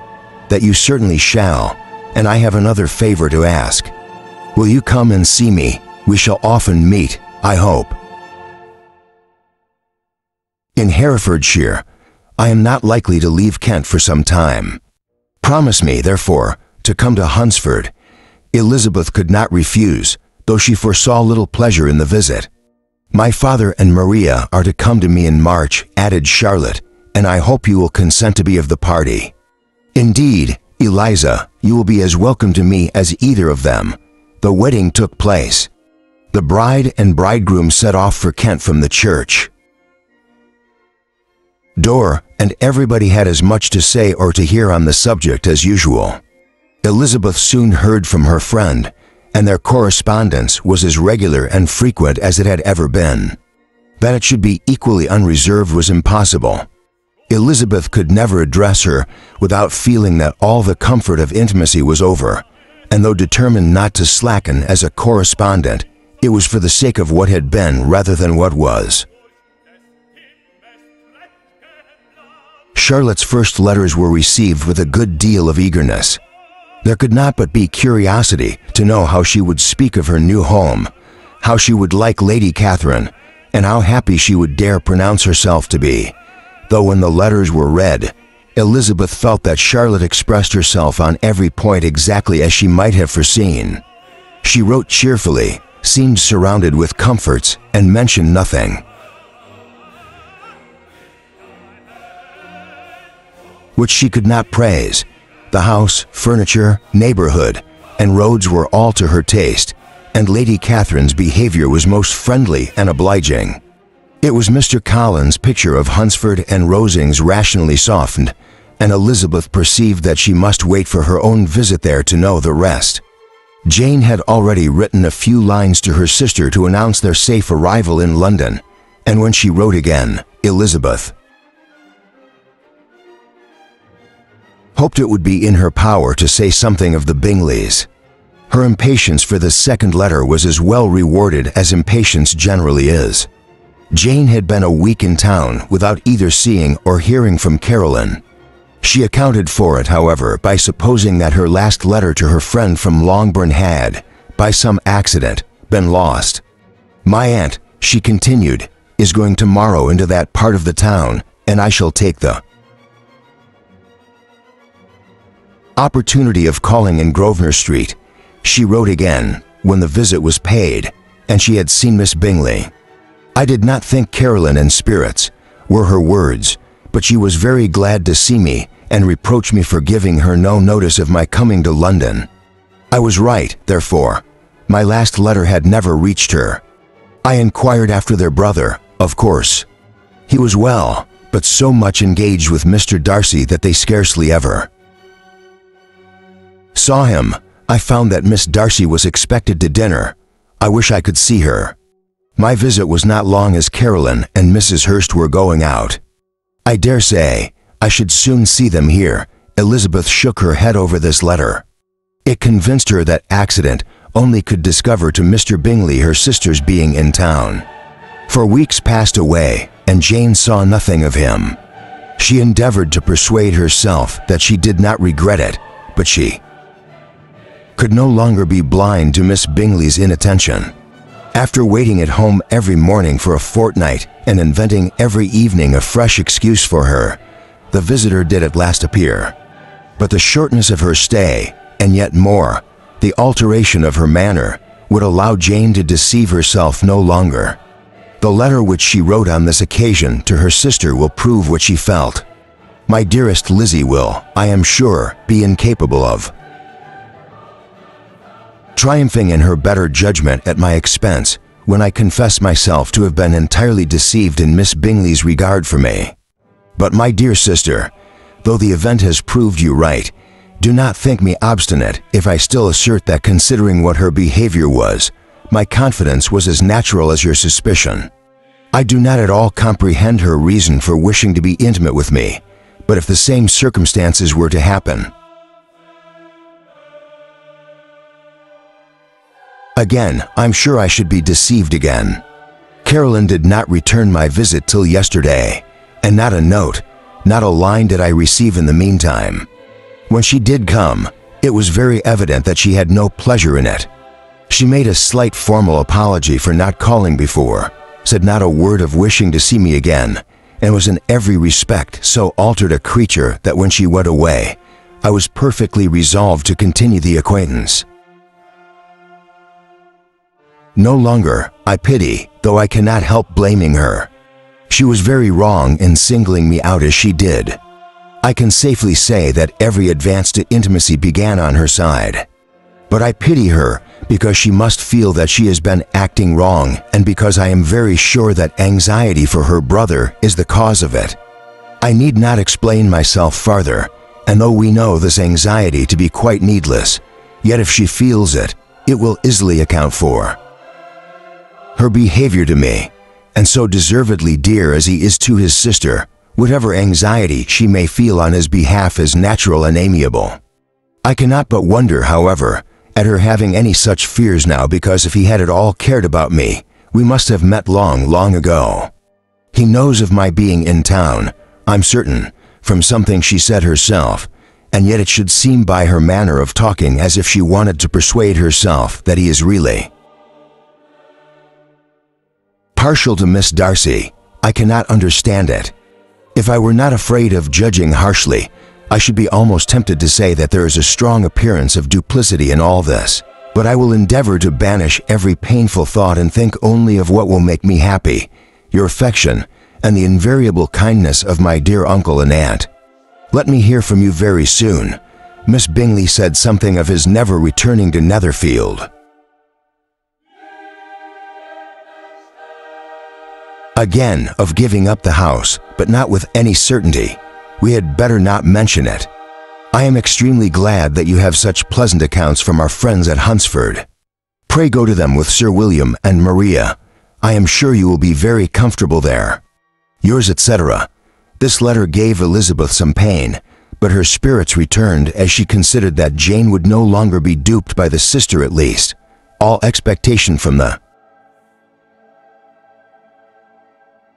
brother was now absolutely over. She would not even wish for any renewal of his attentions. His character sunk on every review of it, and as a punishment for him, as well as a possible advantage to Jane, she seriously hoped he might really soon marry Mr. Darcy's sister, as by Wickham's account, she would make him abundantly regret what he had thrown away. Mrs. Gardiner about this time reminded Elizabeth of her promise concerning that gentleman, and required information, and Elizabeth had such to send as might rather give contentment to her aunt than to herself. His apparent partiality had subsided. His attentions were over. He was the admirer of someone else. Elizabeth was watchful enough to see it all, but she could see it and write of it without material pain. Her heart had been but slightly touched, and her vanity was satisfied with believing that she would have been his only choice. Had fortune permitted it, the sudden acquisition of £10,000 was the most remarkable charm of the young lady to whom he was now rendering himself agreeable. But Elizabeth, less clear-sighted perhaps in his case than in Charlotte's, did not quarrel with him for his wish of independence. Nothing, on the contrary, could be more natural, and while able to suppose that it cost him a few struggles to relinquish her, she was ready to allow it a wise and desirable measure for both, and could very sincerely wish him happy. All this was acknowledged, Mrs. Gardiner, and after relating the circumstances, she thus went on, I am now convinced, my dear aunt, that I have never been much in love, for had I really experienced that pure and elevating passion, I should at present detest his very name and wish him all manner of evil. But my feelings are not only cordial towards him, they are even impartial towards Miss King. I cannot find out that I hate her at all, or that I am in the least unwilling to think her a very good sort of girl. There can be no love in all this. My watchfulness has been effectual, and though I should certainly be a more interesting object to all my acquaintance were I distractedly in love with him, I cannot say that I regret my comparative insignificance. Importance may sometimes be purchased dearly, Kitty.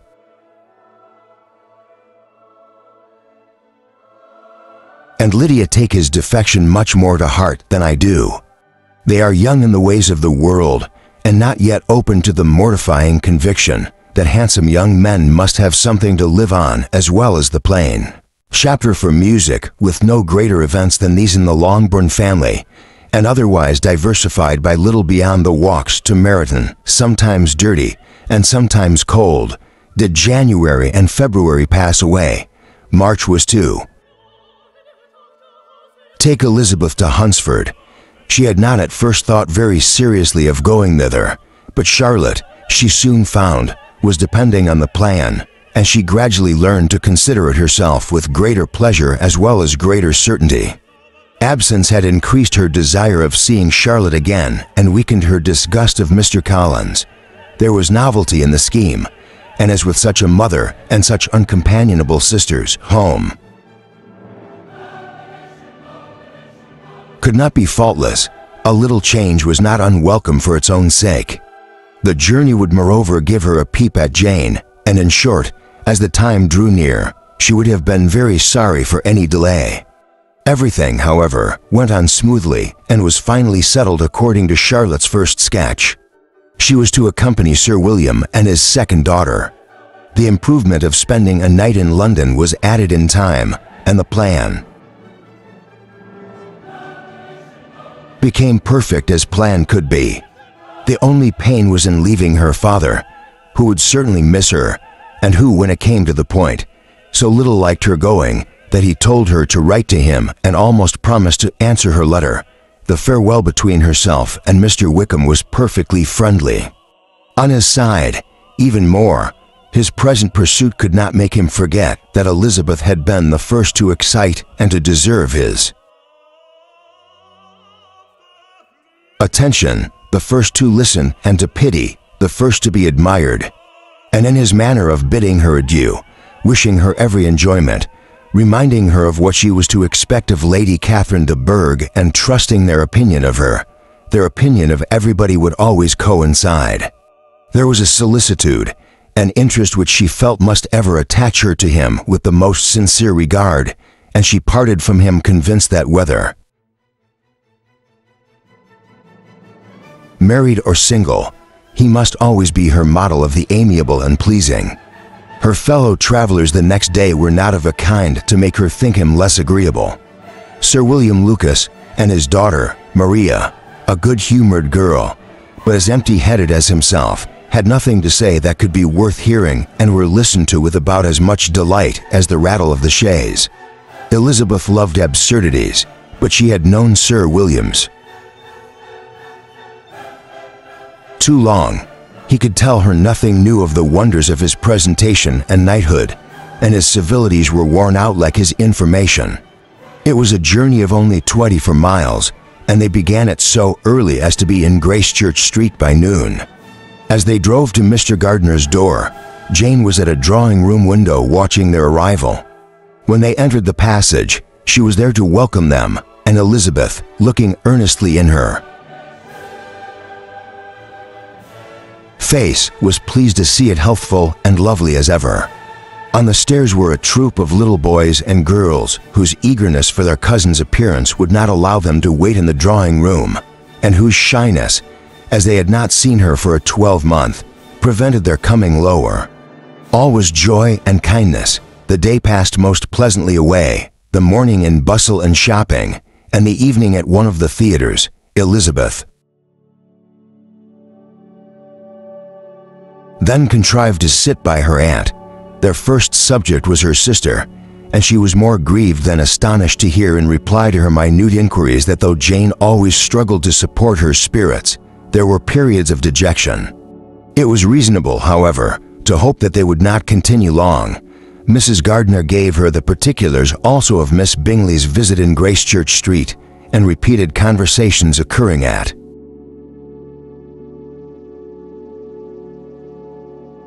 different times between Jane and herself, which proved that the former had from her heart given up the acquaintance. Mrs. Gardiner then rallied her niece on Wickham's desertion and complimented her on bearing it so well. "But my dear Elizabeth," she added, "what sort of girl is Miss King? I should be sorry to think our friend a mercenary. Pray, my dear aunt, what is the difference in matrimonial affairs between the mercenary and the prudent? Motive. Where does discretion end and avarice begin? Last Christmas, you were afraid of his marrying me, because it would be imprudent, and now because he is trying to get a girl with only 10,000 pounds. You want to find out that he is mercenary. If you will only tell me what sort of girl Miss King is, I shall know what to think. She's a very good kind of girl, I believe. I know no harm of her, but he paid not the smallest attention to her. Grandfather's death made her mistress of this fortune. No, why should he? If it was not allowable for him to gain my affections because I had no money, what occasion could there be for making love to a girl whom he did not care about and who was equally poor? But there seems indelicacy in directing his attentions towards her so soon after this event. A man in distressed circumstances has not time for all those elegant decorums which other people may observe. If she does not object to it, why should we? Her not objecting does not justify him. It only shows her being deficient in something herself, sense or feeling. Well, cried Elizabeth, have it as you choose. He shall be mercenary, and she shall be foolish. No, Lizzie, that is what I do not choose. I should be sorry, you know, to think of a young man who has lived so long in Derbyshire. Oh, if that is all, I have a very poor opinion of young men who live in Derbyshire, and their intimate friends who live in Hertfordshire are not much better. I'm sick of them all.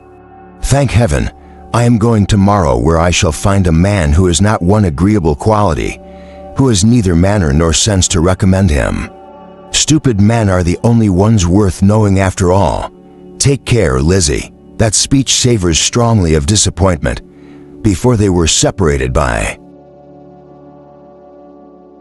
the conclusion of the play, she had the unexpected happiness of an invitation to accompany her uncle and aunt in a tour of pleasure which they proposed taking in the summer. We've not quite determined how far it shall carry us, said Mrs. Gardiner, but perhaps to the lakes. No scheme could have been more agreeable to Elizabeth, and her acceptance of the invitation was most ready and grateful. My dear, dear aunt, she rapturously cried. What delight! What felicity! You give me fresh life and vigor. Adieu to disappointment and spleen. What amend to rocks and mountains! Oh, what hours of transport we shall spend! And when we do return, it shall not be like other travelers without being able to give one accurate idea of anything. We will know where we have gone. We will recollect what we have seen. Lakes, mountains, and rivers shall not be jumbled together in our imaginations, nor, when we attempt to describe any particular scene, will we begin quarreling about its relative situation. Let our first effusions be less insupportable than those of the generality of travelers. Chapter 5. Every object in the next day's journey was new and interesting to Elizabeth, and her spirits were in a state for enjoyment, for she had seen her sister looking so well as to banish all fear for her health, and the prospect of her northern tour was a constant source of delight. When they left the high road for the lane to Hunsford, every eye was in search of the parsonage, and every turning expected to bring it in view. The paling of Rosings Park was their boundary on one side. Elizabeth smiled at the recollection of all that she had heard of its inhabitants. At length, the parsonage was discernible. The garden sloping to the road, the house standing in it, the green pales and the laurel hedge, everything declared they were arriving.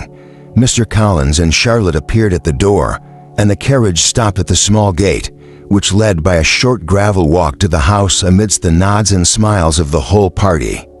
In a moment, they were all out of the chaise, rejoicing at the sight of each other. Mrs. Collins welcomed her friend with the liveliest pleasure, and Elizabeth was more and more satisfied with coming when she found herself so affectionately received. She saw instantly that her cousin's manners were not altered by his marriage. His formal civility was just what it had been, and he detained her some minutes at the gate to hear and satisfy his inquiries after all her family. They were then, with no other delay than his pointing out the neatness of the entrance, taken into the house, and as soon as they were in the parlor, he welcomed them a second time. with ostentatious formality to his humble abode and punctually repeated all his wife's offers of refreshment.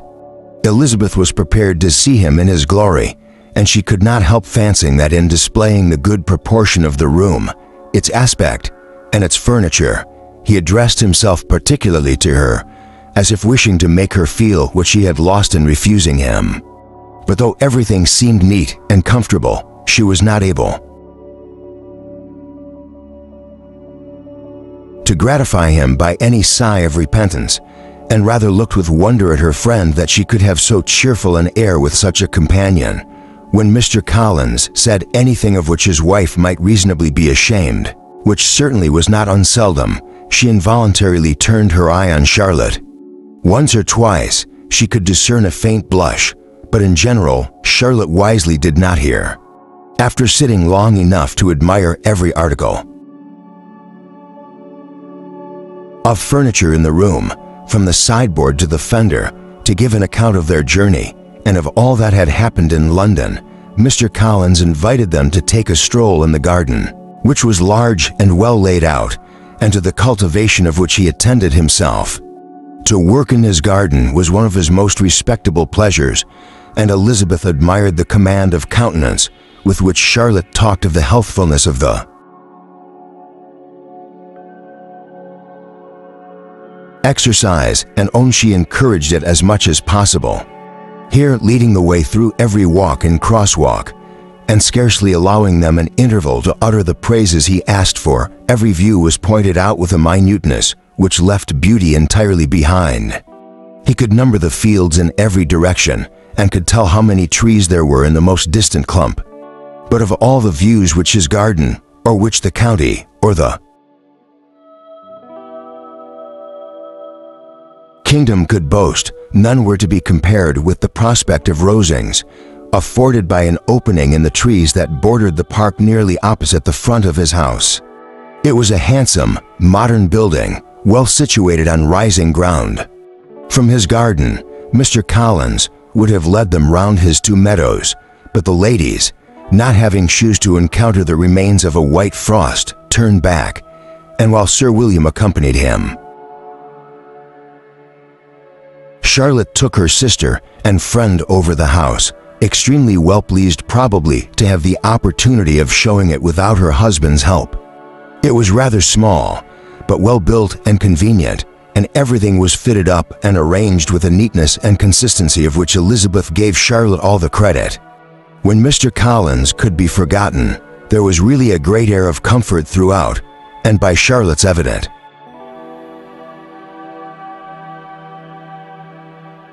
enjoyment of it, Elizabeth supposed he must be often forgotten. She had already learnt that Lady Catherine was still in the country. It was spoken of again while they were at dinner, when Mr. Collins, joining in, observed, "Yes, Miss Elizabeth, you will have the honor of seeing Lady Catherine de Bourgh on the ensuing Sunday at church, and I need not say you will be delighted with her.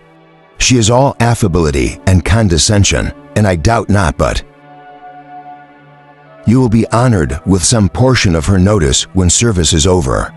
I have scarcely any hesitation in saying that she will include you and my sister, Maria, in every invitation with which she honors us during your stay here. Her behavior to my dear Charlotte is charming.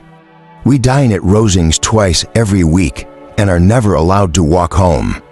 Her ladyship's carriage is regularly ordered for us. I should say one of her ladyship's carriages, for she has several. Lady Catherine is a very respectable, sensible woman indeed," added Charlotte, "and a most attentive neighbor." "Very true, my dear. That is exactly what I say. She is the sort of woman who one cannot regard with too much deference." The evening was spent chiefly in talking over Hertfordshire news and telling again what had been already written, and when it closed, Elizabeth, in the solitude of her chamber, had to meditate upon Charlotte's degree of contentment, to understand her address in guiding and composure in bearing with her husband, and to acknowledge that it was all done very well. She had also to anticipate how her visit would pass. The quiet tenor of their usual employments, the vexatious interruptions of Mr. Collins, and the gaieties of their intercourse with Rosings. A lively imagination soon settled it all. About the middle of the next day, as she was in her room getting ready for a walk, a sudden noise below seemed to speak the whole house in confusion, and after listening a moment, she heard somebody running upstairs in a violent hurry and calling loudly after her. She opened the door and met Maria in the landing place, who, breathless with agitation, cried out, gasped, "So, my dear Eliza, pray make haste and come into the dining room, for there's such a sight to be seen. I will not tell you what it is. Make haste and come down this moment." Elizabeth asked questions in vain. Maria would tell her nothing more, and down they ran into the dining room, which fronted the lane, in quest of this wonder. It was two ladies stopping in a low phaeton at the garden gate. "And is this all?" cried Elizabeth. "I expected at least that the pigs were got into the garden, and here is nothing but Lady Catherine and her daughter." "La, my dear," said Maria, quite shocked at the mistake, "it is not Lady Catherine. The old lady is Mrs. Jenkinson, who lives with them. The other is Miss de Bourgh. Only look at her. She's quite a little creature. Who would have thought she could be so thin and small? She's abominably rude to keep Charlotte out of doors in all this wind. Why does she not come in? Oh, Charlotte says she hardly ever does. It is the greatest of favors when Miss de Bourgh comes in." "I like her appearance," said Elizabeth, struck with other ideas. "She looks sickly and cross. Yes, she will do him very well. She will make him a very proper wife." Mr. Collins and Charlotte were both standing at the gate in conversation with the ladies, and Sir William, to Elizabeth's high diversion, was stationed in the doorway in earnest contemplation of the greatness before him and constantly bowing whenever Miss de Bourgh looked that way. At length, there was nothing more to be said. The ladies drove on, and the others returned into the house. Mr. Collins no sooner saw the two girls than he began to congratulate them on their good fortune, which Charlotte explained by letting them know that the whole party was asked to dine at Rosings the next day. Chapter 6. Mr. Collins' triumph in consequence of this invitation was complete. The power of displaying the grandeur of his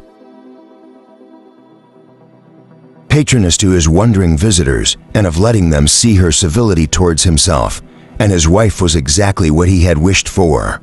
And that an opportunity of doing it should be given so soon was such an instance of Lady Catherine's condescension as he knew not how to admire enough. "I confess," said he, "that I should not have been at all surprised by her ladyship's asking us on Sunday to drink tea and spend the evening at Rosings. I rather expected, from my knowledge of her affability, that it would happen, but who could have foreseen such an attention as this?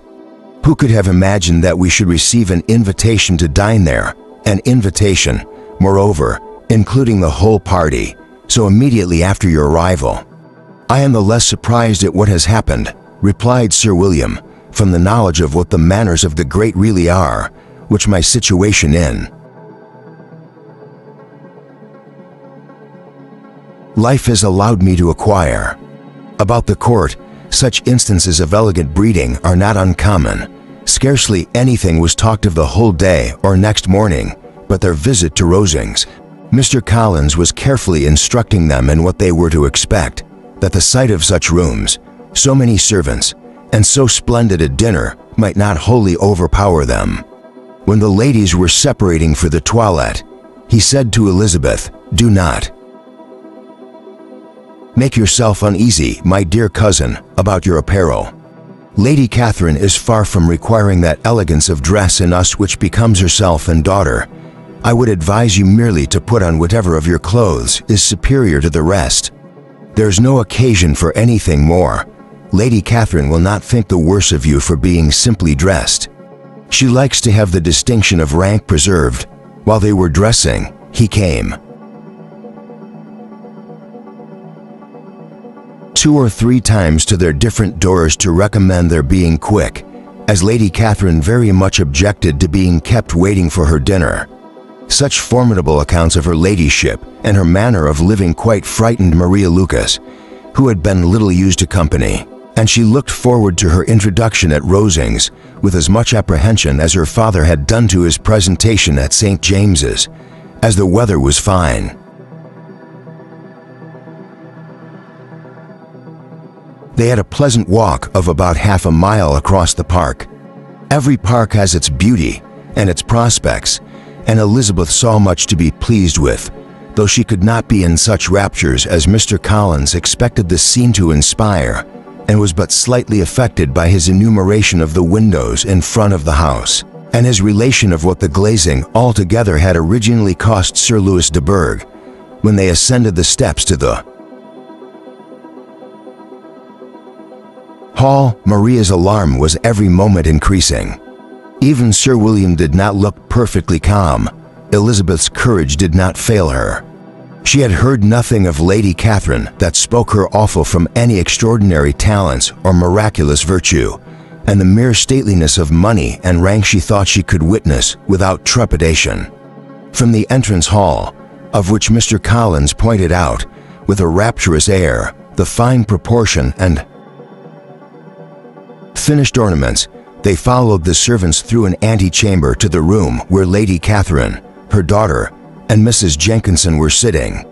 Her ladyship, with great condescension, arose to receive them, and as Mrs. Collins had settled it with her husband that the office of introduction should be hers, it was performed in a proper manner, without any of those apologies and thanks which he would have thought necessary, in spite of having been at St. James's. Sir William was so completely awed by the grandeur surrounding him that he had but just courage enough to make a very low bow and take his seat without saying a word, and his daughter, frightened almost out of her senses, sat on the edge of her chair, not knowing which way to look. Elizabeth found herself quite equal to the scene and could observe the three ladies before her composedly. Lady Catherine was a tall, large woman, with strongly marked features which might once have been handsome. Her air was not conciliating, nor was her manner of receiving them such as to make her visitors forget their inferior rank. She was not rendered formidable by silence, but whatever she said was spoken in so authoritative a tone as marked her self-important and brought Mr. Wickham immediately to Elizabeth's mind. And from the observation of the day altogether, she believed Lady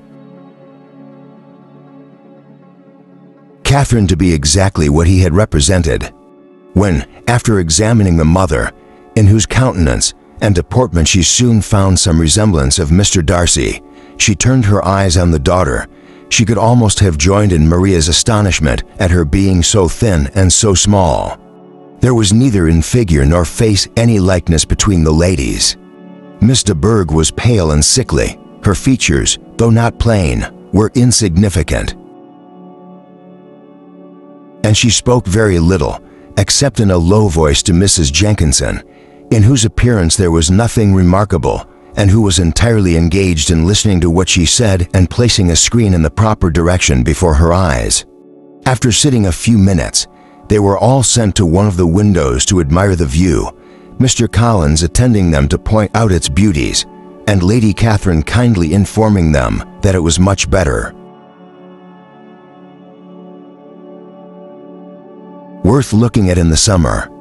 The dinner was exceedingly handsome, and there were all the servants and all the articles of plate which Mr. Collins had promised, and as he had likewise foretold, he took his seat at the bottom of the table, by her ladyship's desire, and looked as if he felt that life could furnish nothing greater. He carved and ate and praised with delighted alacrity, and every dish was commended first by him and then by Sir William, who was now enough recovered to echo whatever his son-in-law said in a manner which Elizabeth wondered Lady Catherine could bear. But Lady Catherine seemed gratified by their excessive admiration and gave most gracious smiles, especially when any dish on the table proved a novelty to them. The party did not supply much conversation. Elizabeth was ready to speak whenever there was an opening, but she was seated between Charlotte and Miss De Burgh, the former of whom was engaged in listening to Lady Catherine, and the latter said not a word to her all dinner time. Mrs. Jenkinson was chiefly employed in watching how little Miss de Burgh ate, pressing her to try some other dish and fearing she were indisposed. Maria thought speaking out of the question, and the gentlemen did nothing but eat and admire. When the ladies returned to the drawing room, there was little to be done but to hear Lady Catherine talk, which she did without any intermission till coffee came in, delivering her opinion on every subject in so decisive a manner as proof that she was not used to have her judgment controverted. She inquired into Charlotte's domestic concerns familiarly and minutely, and gave her a great deal of advice as to the management of them all, told her how everything ought to be regulated in so small a family as hers, and instructed her as to the care of her cows and her poultry. Elizabeth found that nothing was beneath this great lady's attention which could furnish her with an occasion of dictating to others. In the intervals of her discourse with Mrs. Collins, she addressed a variety of questions to Maria and Elizabeth, but especially to the latter, of whose connections she knew the least, and who, she observed to Mrs. Collins, was a very genteel, pretty kind of girl. She asked her at different times how many sisters she had, whether they were older or younger than herself, whether any of them were likely to be married, whether they were handsome, where they had been educated, what carriage her father kept, and what had been her mother's maiden name. Elizabeth felt all the impertinence of her questions, but answered them very composedly. Lady Catherine then observed, "Your father's estate is entailed on Mr. Collins, I think. For your sake," turning to Charlotte, "I am glad of it. But otherwise, I see no occasion for entailing estates from the female line. It was not thought necessary in Sir Louis de Bourgh's family. Do you play and sing, Miss Bennet?" "A little." "Oh, then some time or other we should be happy to hear you. Our instrument is a capital one, probably superior to dot. You should try it some day. Do your sisters play and sing, one of them?" "Why did not you all learn? You ought all to have learned. The Miss Webbs all play, and their father has not so good an income as yours. Do you draw?" "No, not at all." "What, none of you?" "Not one. That is very strange. But I suppose you had no opportunity. Your mother should have taken you to town every spring for the benefit of masters. My mother would have had no objection, but my father hates London. Has your governess left you?" "We never had any governess, no governess." "How is that possible? 5 daughters brought up at home, without a governess." "I never heard of such a thing. Your mother must have been quite a slave to your education." Elizabeth could hardly help smiling as she assured her that had not been the case. "Then who taught you? Who attended you?" "Without a governess, you must have been neglected. Compared with some families, I believe we were. But such of us as wished to learn never wanted the means. We were always encouraged to read, and had all the masters that were necessary.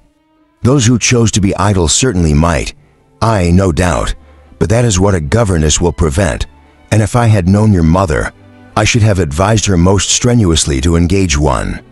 I always say that nothing is to be done in education without steady and regular instruction, and nobody but a governess can give. It is wonderful how many families I have been the means of supplying in that way. I am always glad to get a young person well placed out, for nieces of Mrs. Jenkinson are most delightfully situated through my means, and it was but the other day that I recommended another young person, who was merely accidentally mentioned to me, and the family are quite delighted with her, Mrs. Collins. Did I tell you of Lady Metcalfe's calling yesterday to thank me? She finds Miss Pope a treasure. Lady Catherine, said she, you have given me a treasure. Are any of your younger sisters out, Miss Bennet? Yes, ma'am, all. What, all 5 out at once? Very odd, and you only the second. The younger ones out before the elder are married. Your younger sisters must be very young. Yes, my youngest is not 16. Perhaps she is full young to be much in company. But really, ma'am, I think it would be very hard upon younger sisters that they should not have their share of society and amusement, because the elder may not have the means or inclination to marry early. The last-born has as good a right to the pleasures of youth as the first, and to be kept back on such a motive, I think it would not be very likely to promote sisterly affection or delicacy of mind. Upon my word, said her ladyship, you give your opinion very decidedly for so young a person. Pray, what is your age? With 3 younger sisters grown up, replied Elizabeth, smiling. Your ladyship can hardly expect me to own it. Lady Catherine seemed quite astonished at not receiving a direct answer, and Elizabeth suspected herself to be the first creature who had ever dared to trifle with so much dignified impertinence. You cannot be more than 20, I am sure. Therefore, you need not conceal your age. I am not 21. When the gentlemen had joined them and tea was over, the card tables were placed.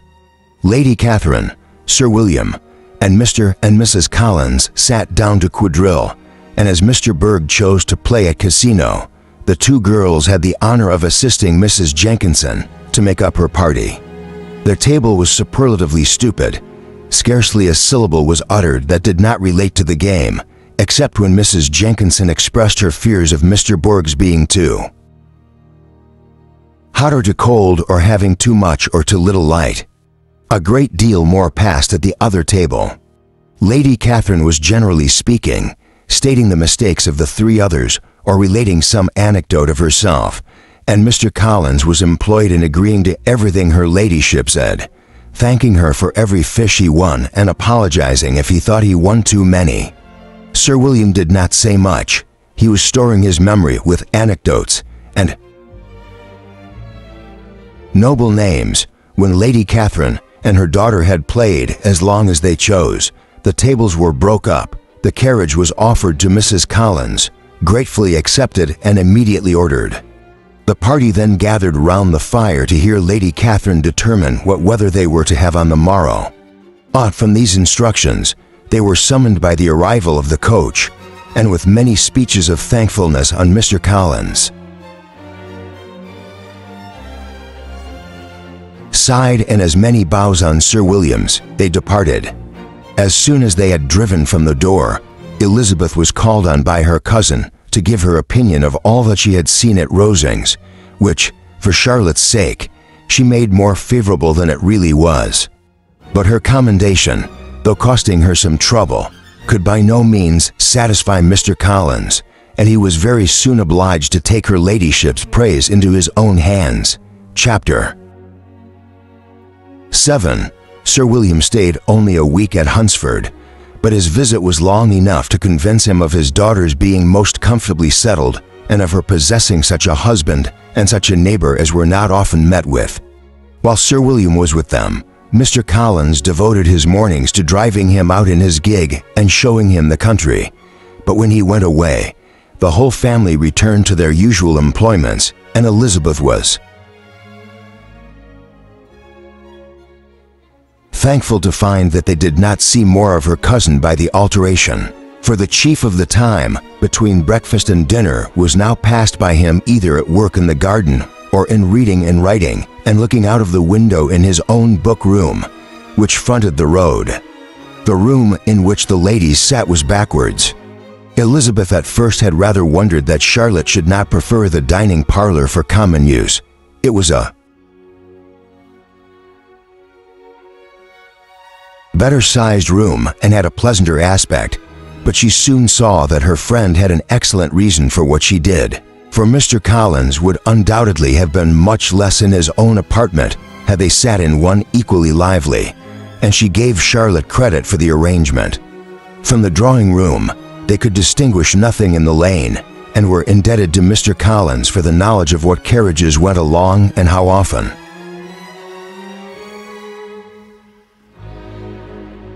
Especially Mr. Berg drove by in her phaeton, which he never failed coming to inform them of, though it happened almost every day. She not unfrequently stopped at the parsonage and had a few minutes' conversation with Charlotte, but was scarcely ever prevailed on to get out. Very few days passed in which Mr. Collins did not walk to Rosings, and not many in which his wife did not think it necessary to go likewise, until Elizabeth recollected that there might be other family livings to be disposed of. She could not understand the sacrifice of so many hours. Now and then they were honored with a call from her ladyship, and nothing escaped her observation that was passing in the room during these visits. She examined into their employments, looked at their work and advised them to do it differently, found fault with the arrangement of the furniture, or detected the housemaid in negligence.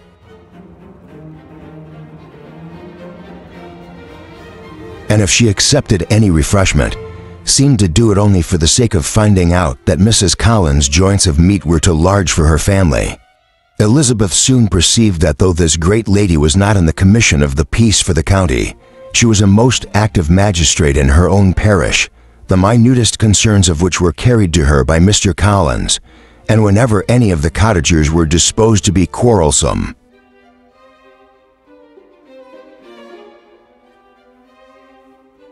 discontented, or to poor, she sallied forth into the village to settle their differences, silence their complaints, and scold them into harmony and plenty. The entertainment of dining at Rosings was repeated about twice a week, and allowing for the loss of Sir William, and there being only one card table in the evening, every such entertainment was the counterpart of the first. Their other engagements were few, as the style of living of the neighborhood in general was beyond the Collinses' reach. This, however, was no evil to Elizabeth, and upon the whole, she spent her time comfortably enough. There were half hours of pleasant conversation with Charlotte, and the weather was so fine for the time of year that she had often great enjoyment out of doors. Her favorite walk, and where she frequently went while the others were calling on Lady Catherine, was along the open grove which edged that side of the park, where there was a nice sheltered path which no one seemed to value but herself, and where she felt beyond the reach of Lady Catherine's curiosity. In this quiet way, the first fortnight of her visits soon passed away. Easter was approaching, and the week preceding it was to bring an addition to the family at Rosings, which in so small a circle must be important. Elizabeth had heard soon after her arrival that Mr. Darcy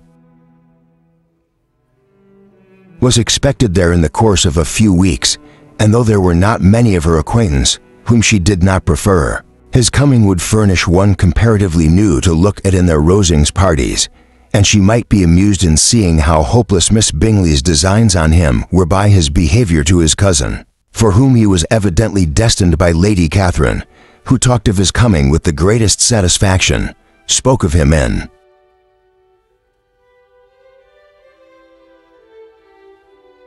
terms of the highest admiration, and seemed almost angry to find that he had already been frequently seen by Miss Lucas and herself.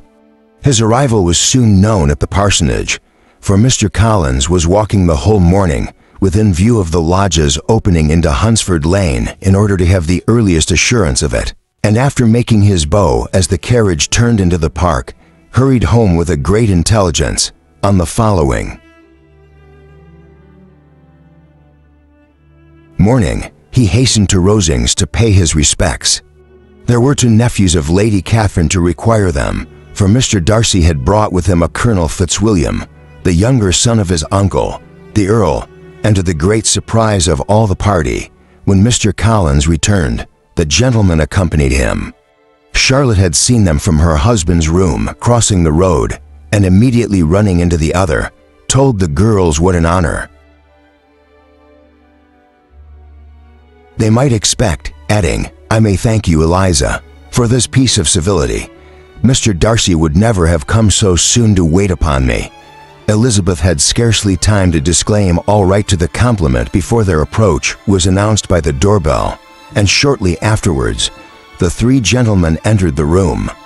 Colonel Fitzwilliam, who led the way, was about 30, not handsome, but in person and address most truly the gentleman, and Mr. Darcy looked just as he had been used to look in Herefordshire, paid his compliments with his usual reserve to Mrs. Collins, and whatever might be his feelings towards her friend, met her with every appearance of composure. Elizabeth merely curtsied to him without saying a word. Colonel Fitzwilliam entered into conversation directly with the readiness and ease of a well-bred man and talked very pleasantly, but his cousin, after having addressed a slight observation on the house and garden to Mrs. Collins, sat for some time without speaking to anybody. At length, however, his civility was so far awakened as to inquire of Elizabeth after the health of her family. She answered him in the usual way, and after a moment's pause, added, "My elder sister has been in town these 3 months. Have you never happened to see her there?" She was perfectly sensible that he never had, but she wished to see whether he would betray any consciousness of what had passed between the Bingleys and Jane, and she thought he looked a little confused as he answered that he had never been so fortunate as to meet Miss Bennet. The subject was pursued no farther, and the gentlemen soon afterwards went away. Chapter 8. Colonel Fitzwilliam's manners were very much admired at the parsonage, and the ladies all felt that he must add considerably to the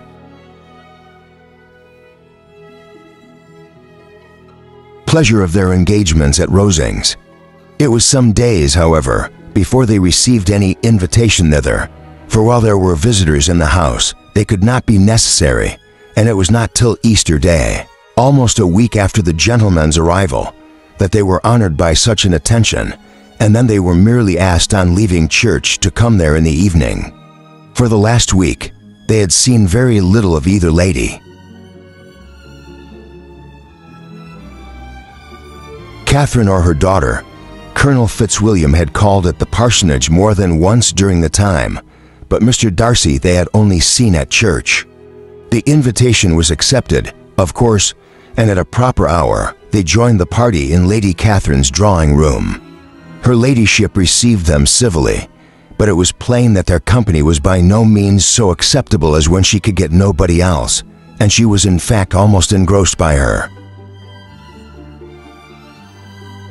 nephews, speaking to them, especially to Darcy, much more than to any other person in the room.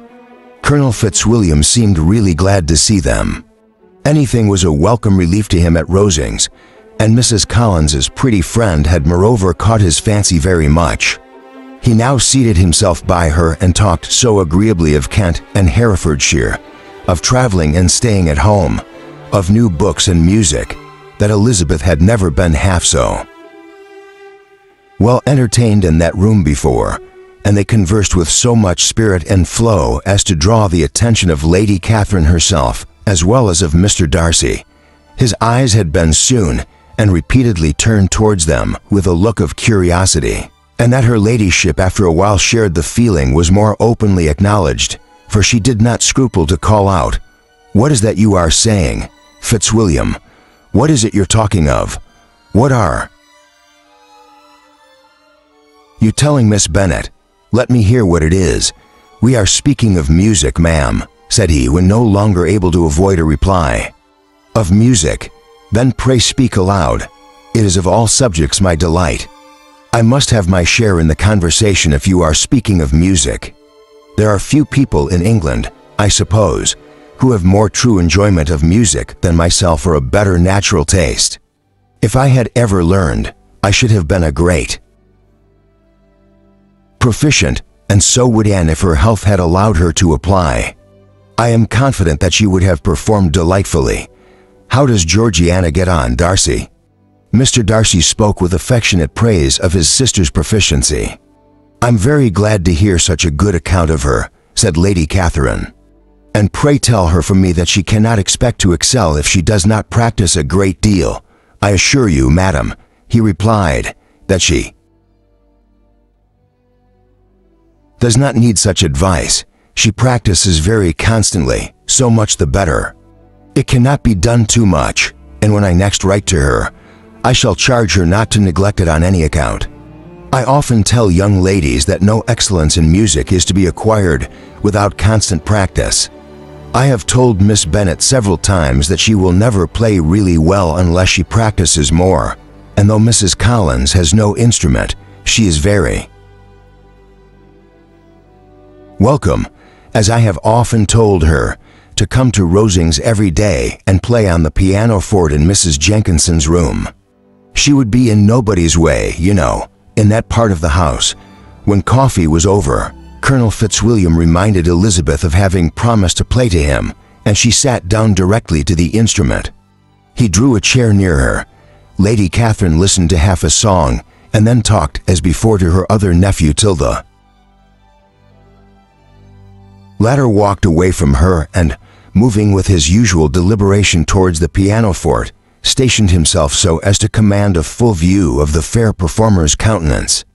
Elizabeth saw what he was doing, and at the first convenient pause turned to him with an arch smile and said, "You mean to frighten me, Mr. Darcy, by coming in all this state to hear me? But I will not be alarmed though your sister does play so well. There's a stubbornness about me that never can bear to be frightened at the will of others. My courage always rises with every attempt to intimidate me. I shall not say that you are mistaken," he replied, "because you could not really believe me to entertain any design of alarming you, and I have had the pleasure of your acquaintance long enough to know that you find great enjoyment in occasionally professing opinions which in fact are not your own." Elizabeth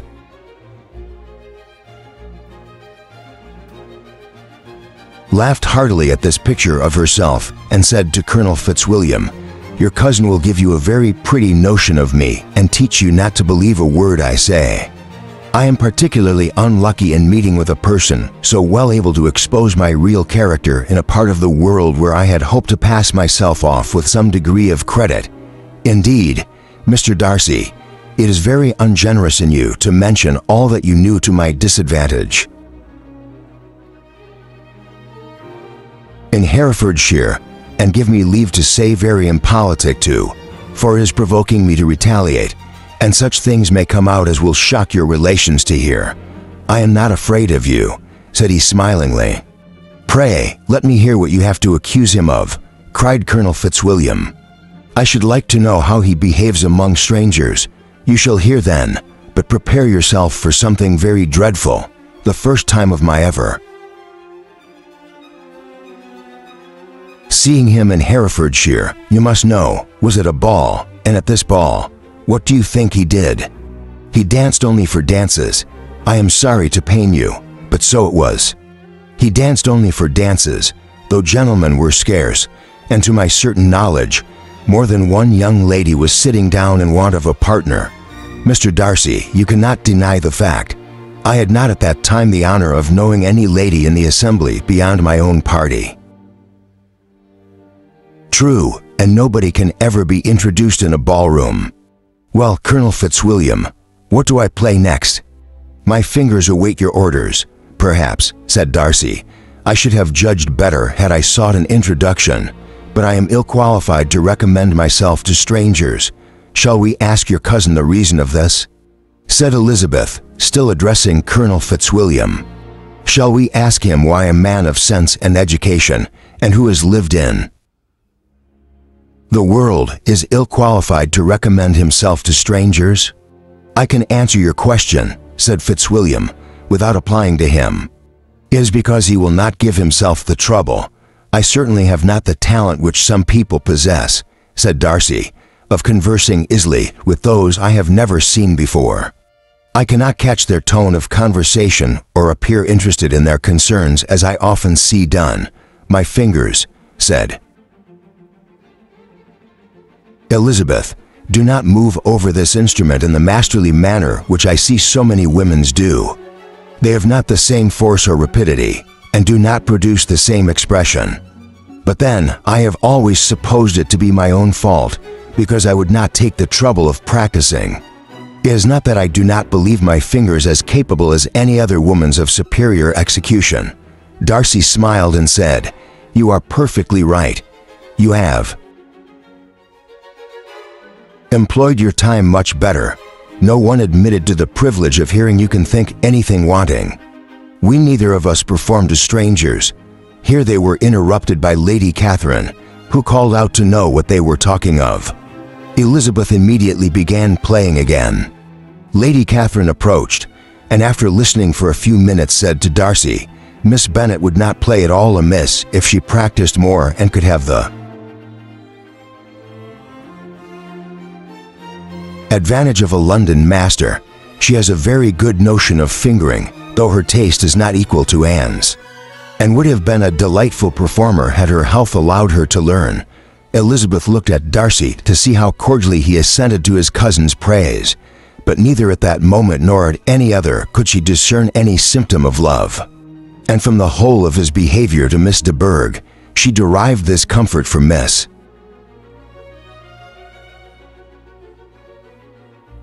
Bingley, that he might have been just as likely to marry her had she been his relation. Lady Catherine continued her remarks on Elizabeth's performance, mixing with them many instructions on execution and taste. Elizabeth received them with all the forbearance of civility, and at the request of the gentleman, remained at the instrument till her ladyship's carriage was ready to take them all home. Chapter 9. Elizabeth was sitting by herself the next morning and writing to Jane while Mrs. Collins and Maria were gone on business into the village, when she was startled by a ring at the door, the certain signal of a visitor. As she had heard no carriage, she thought it not unlikely to be Lady Catherine, and under that apprehension was putting away her half-finished letter that she might escape all impertinent questions when the door opened, and to her very great surprise, Mr. Darcy and Mr. Darcy only entered the room. He seemed astonished on finding her alone and apologized for his intrusion by letting her know that he had understood all the ladies to be within. They then sat down, and when her inquiries after Rosings were made, seemed in danger of sinking into total silence. It was absolutely necessary, therefore, to think of something, and in this emergence, recollecting when she had last seen him in Herefordshire and feeling curious to know what he would say on the subject of their hasty departure, she observed, "How very suddenly you all quitted Netherfield last November. Mr. Darcy, it must have been a most agreeable surprise to Mr. Bingley to see you all after him so soon, for, if I recollect right, he went but the day before.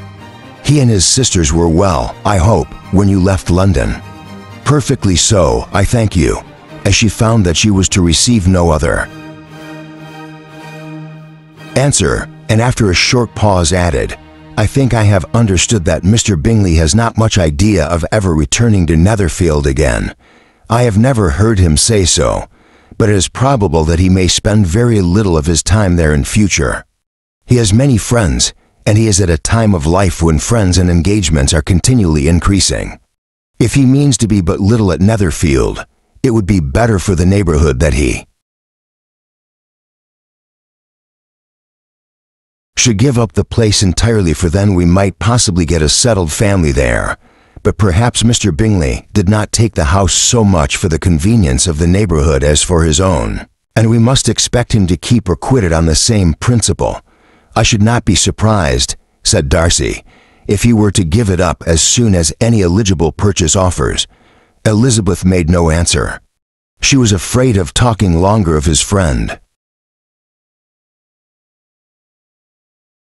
and having nothing else to say, was now determined to leave the trouble of finding a subject to him. He took the hint, and soon began with, "This seems a very comfortable house. Lady Catherine, I believe, did a great deal to it when Mr. Collins first came to Hunsford. I believe she did, and I am sure she could not have bestowed her kindness on a more grateful object. Mr. Collins appears very fortunate in his choice of a wife. Yes, indeed. His friends may well rejoice in his having met with one of the very few sensible women who would have accepted him or have made him happy if they had. My friend has an excellent understanding, though I am not certain that I consider her marrying Mr. Collins as the wisest thing she ever did. She seems perfectly happy, however, and in a prudential light. It is certainly a very good match for her. It must be very agreeable to her to be settled." Within so easy a distance of her own family and friends, an easy distance, do you call it? It is nearly 50 miles, and what is 50 miles of good road? Little more than half a day's journey. Yes, I call it a very easy distance. I should never have considered the distance as one of the advantages of the match, cried Elizabeth. I should never have said Mrs. Collins was settled near her family. It is a proof of your own attachment to Herefordshire. Anything beyond the very neighborhood of Longbourn, I suppose, would appear far. As he spoke, there was a sort of smile, which Elizabeth fancied she understood. He must be supposing her to be thinking of Jane at Netherfield, and she blushed as she answered, I do not mean to say that a woman may not be settled to near her family. The far and the near must be relative and depend on many varying circumstances, where there is fortune to make the expense of traveling unimportant, distance becomes no evil. But that is not the case here.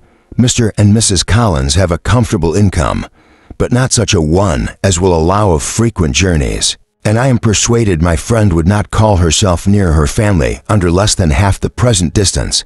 Mr. Darcy drew his chair a little towards her and said, You cannot have a right to such very strong local attachment. You cannot have been always at Longbourn. Elizabeth looked surprised. The gentleman experienced some change of feeling. He drew back his chair, took a newspaper from the table, and glancing over it, said in a colder voice, Are you pleased with Kent? A short dialogue on the subject of the country ensued, on either side calm and concise, and soon put an end to by the entrance of Charlotte and her sister, just returned from their walk. The tete-a-tete surprised them.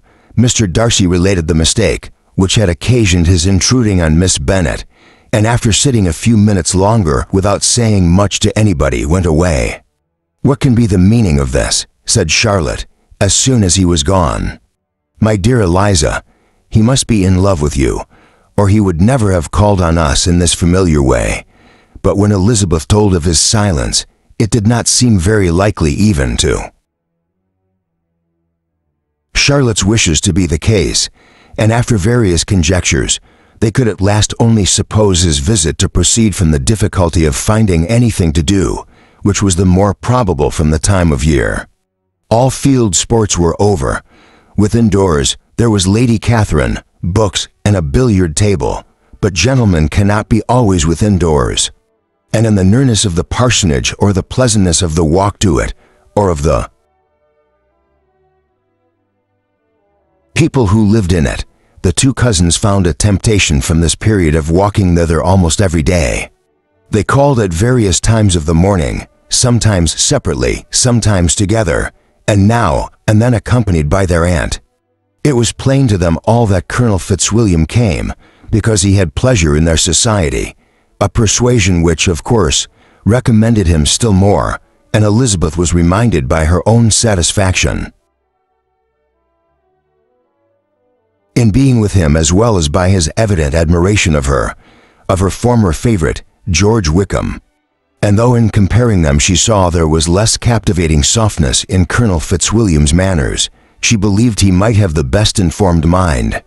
But why Mr. Darcy came so often to the parsonage, it was more difficult to understand. It could not be for society, as he frequently sat there for 10 minutes together without opening his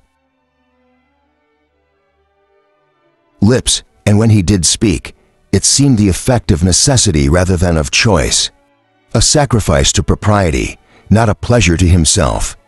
He seldom appeared really animated. Mrs. Collins knew not what to make of him. Colonel Fitzwilliam's occasionally laughing at his stupidity proved that he was generally different, which her own knowledge of him could not have told her, and as she would have liked to believe this changed the effect of love, and the object of that love, her friend Eliza, she set herself seriously to work to find it out. She watched him whenever they were at Rosings, and whenever he came to Hunsford, but without much success. He certainly looked at her friend a great deal, but the expression of that look was disputable. It was an earnest, steadfast gaze, but she often doubted whether there was much admiration in it, and sometimes it seemed nothing but absence of mind. She had once or twice suggested to Elizabeth the possibility of his being partial to her, but Elizabeth always laughed at the idea, and Mrs. Collins did not think it right to press the subject from the danger of raising expectations which might only end in disappointment, for in her opinion, it admitted not of a doubt that all her friend's dislike would vanish if she could suppose him to be in her power. In her kind schemes for Elizabeth, she sometimes planned her marrying Colonel Fitzwilliam. He was beyond comparison the pleasantest man. He certainly admired her, and his situation in life was most eligible. But to counterbalance these advantages, Mr. Darcy had considerable patronage in the church, and his cousin could have none at all. Chapter 10. More than once did Elizabeth, in her ramble within the park, unexpectedly meet Mr. Darcy. She felt all the perverseness of the mischance that should bring him where no one else was brought, and to prevent its ever happening again, took care to inform him at first that it was a favorite haunt of hers. How it could occur a second time, therefore, was very odd. Yet it did, and even a third. It seemed like willful ill-nature or a voluntary penance, for on these occasions, it was not merely a few formal inquiries and an awkward pause and then away, but he actually thought it necessary to turn back and walk with her. He never said a great deal, nor did she give herself the trouble of talking or of listening much, but it struck her in the course of their third rencounter that he was asking some odd, unconnected questions about her pleasure in being at Hunsford, her love of solitary walks, and her opinion of Mr. and Mrs. Collins' happiness, and that in speaking of Rosings and her not perfectly understanding the house, he seemed to expect that whenever she came into Kent again, she would be staying there too. His words seemed to imply it. Could he have Colonel Fitzwilliam in his thoughts? She supposed, if he meant anything, he must mean an allusion to what might arise in that quarter. It distressed her a little, and she was quite glad to find herself at the gate in the pales opposite the parsonage. She was engaged one day as she walked in reperusing Jane's last letter, and dwelling on some passages which proved that Jane had not written in spirits when, instead of being again surprised by Mr. Darcy, she saw on looking up that Colonel Fitzwilliam was meeting her. Putting away the letter immediately and forcing a smile, she said, "I did not know before that you ever walked this way.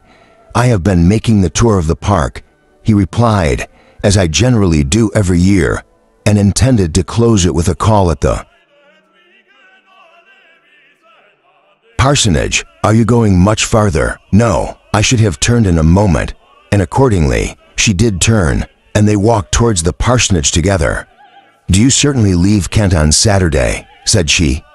"Yes, if Darcy does not put it off again, but I am at his disposal.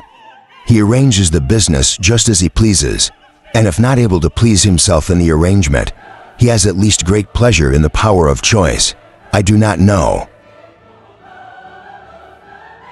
anybody who seems more to enjoy the power of doing what he likes than Mr. Darcy.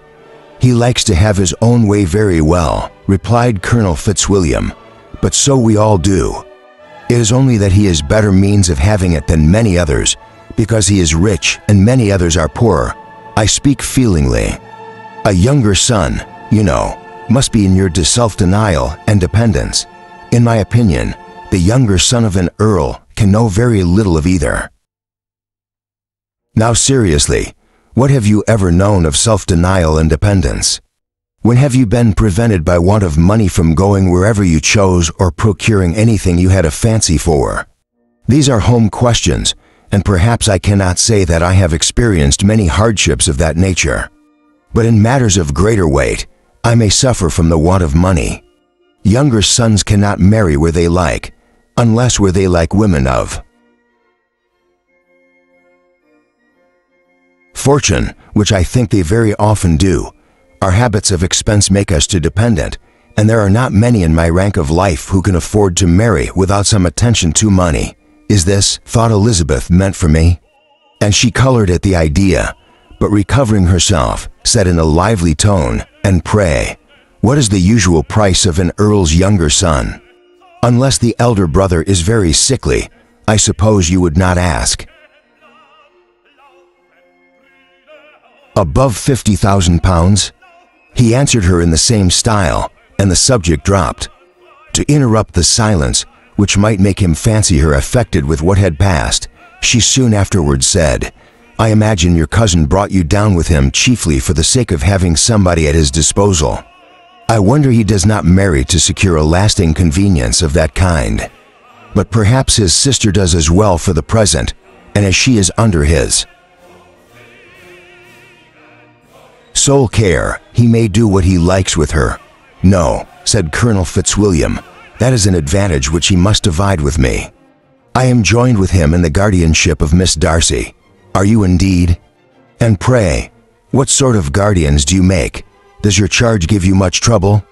"Young ladies of her age are sometimes a little difficult to manage, and if she has the true Darcy spirit, she may like to have her own way." As she spoke, she observed him looking at her earnestly, and the manner in which he immediately asked her why she supposed Miss Darcy likely to give them any uneasiness convinced her that she had somehow or other got pretty near the truth. She directly replied, "You need not be frightened. I never heard any harm of her, and I dare say she is one of the most tractable creatures in the world. She is a very great favorite with some ladies of my acquaintance, Mrs. Hurst and Miss Bingley. I think I have heard you say that you know them. I know them a little. Their brother is a pleasant gentlemanlike man. He's a great friend of Darcy's." "Oh, yes," said Elizabeth dryly. "Mr. Darcy is uncommonly kind to Mr. Bingley, and takes a prodigious deal of care of him." "Care of him?" "Yes, I really believe Darcy does take care of him in those points where he most wants care, from something that he told me in our journey hither. I have reason to think Bingley very much indebted to him.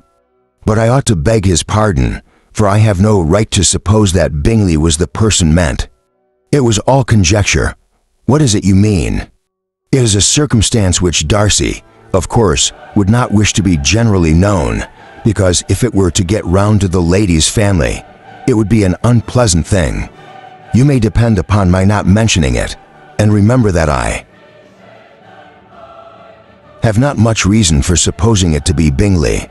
What he told me was merely this, that he congratulated himself on having lately saved a friend from the inconveniences of a most imprudent marriage, but without mentioning names or any other particulars, and I only suspected it to be Bingley from believing him the kind of young man to get into a scrape of that sort, and from knowing them to have been together the whole of last summer."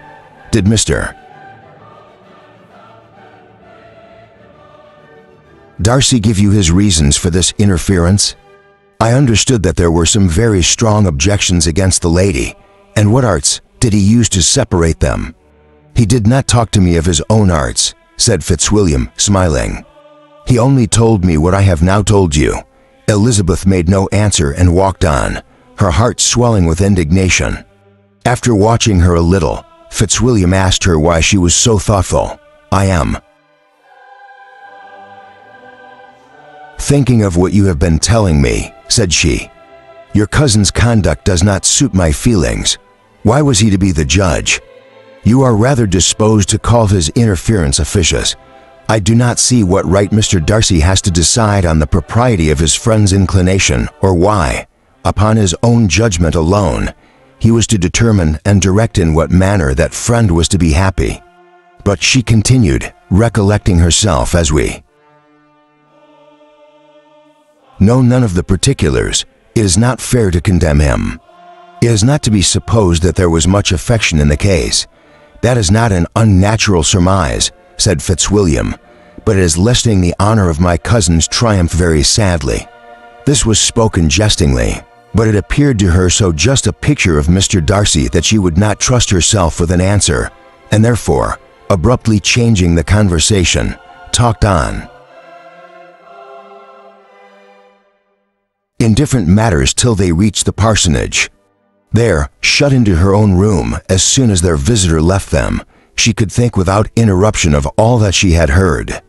It was not to be supposed that any other people could be meant than those with whom she was connected. There could not exist in the world two men over whom Mr. Darcy could have such boundless influence. That he had been concerned in the measures taken to separate Mr.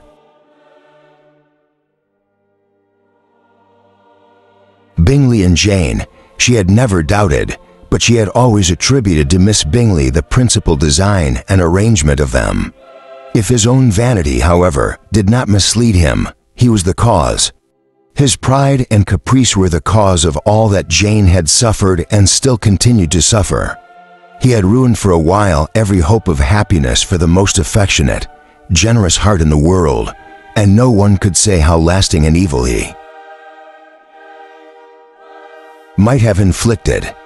There were some very strong objections against the lady, were Colonel Fitzwilliam's words, and these strong objections probably were her having one uncle who was a country attorney and another who was in business in London. To Jane herself, she exclaimed, there could be no possibility of objection. All loveliness and goodness as she is, her understanding excellent, her mind improved, and her manners captivating. Neither could anything be urged against my father, who, though with some peculiarities, has abilities which Mr. Darcy himself need not disdain, and respectability which he will probably never reach. When she thought of her mother, indeed, her confidence gave way a little, but she would not allow that any objections there had material weight with Mr. Darcy, whose pride she was convinced would receive a deeper wound from the want of importance in his friends' connections than from their want of sense, and she was quite decided at last that he had been partly governed by this worst kind of pride and partly by the wish of retaining Mr. Bingley for his sister. The agitation and tears which the subject occasioned brought on a headache, and it grew so much worse towards the evening that, added to her unwillingness to see Mr. Darcy, it determined her not to attend her cousins to Rosings, where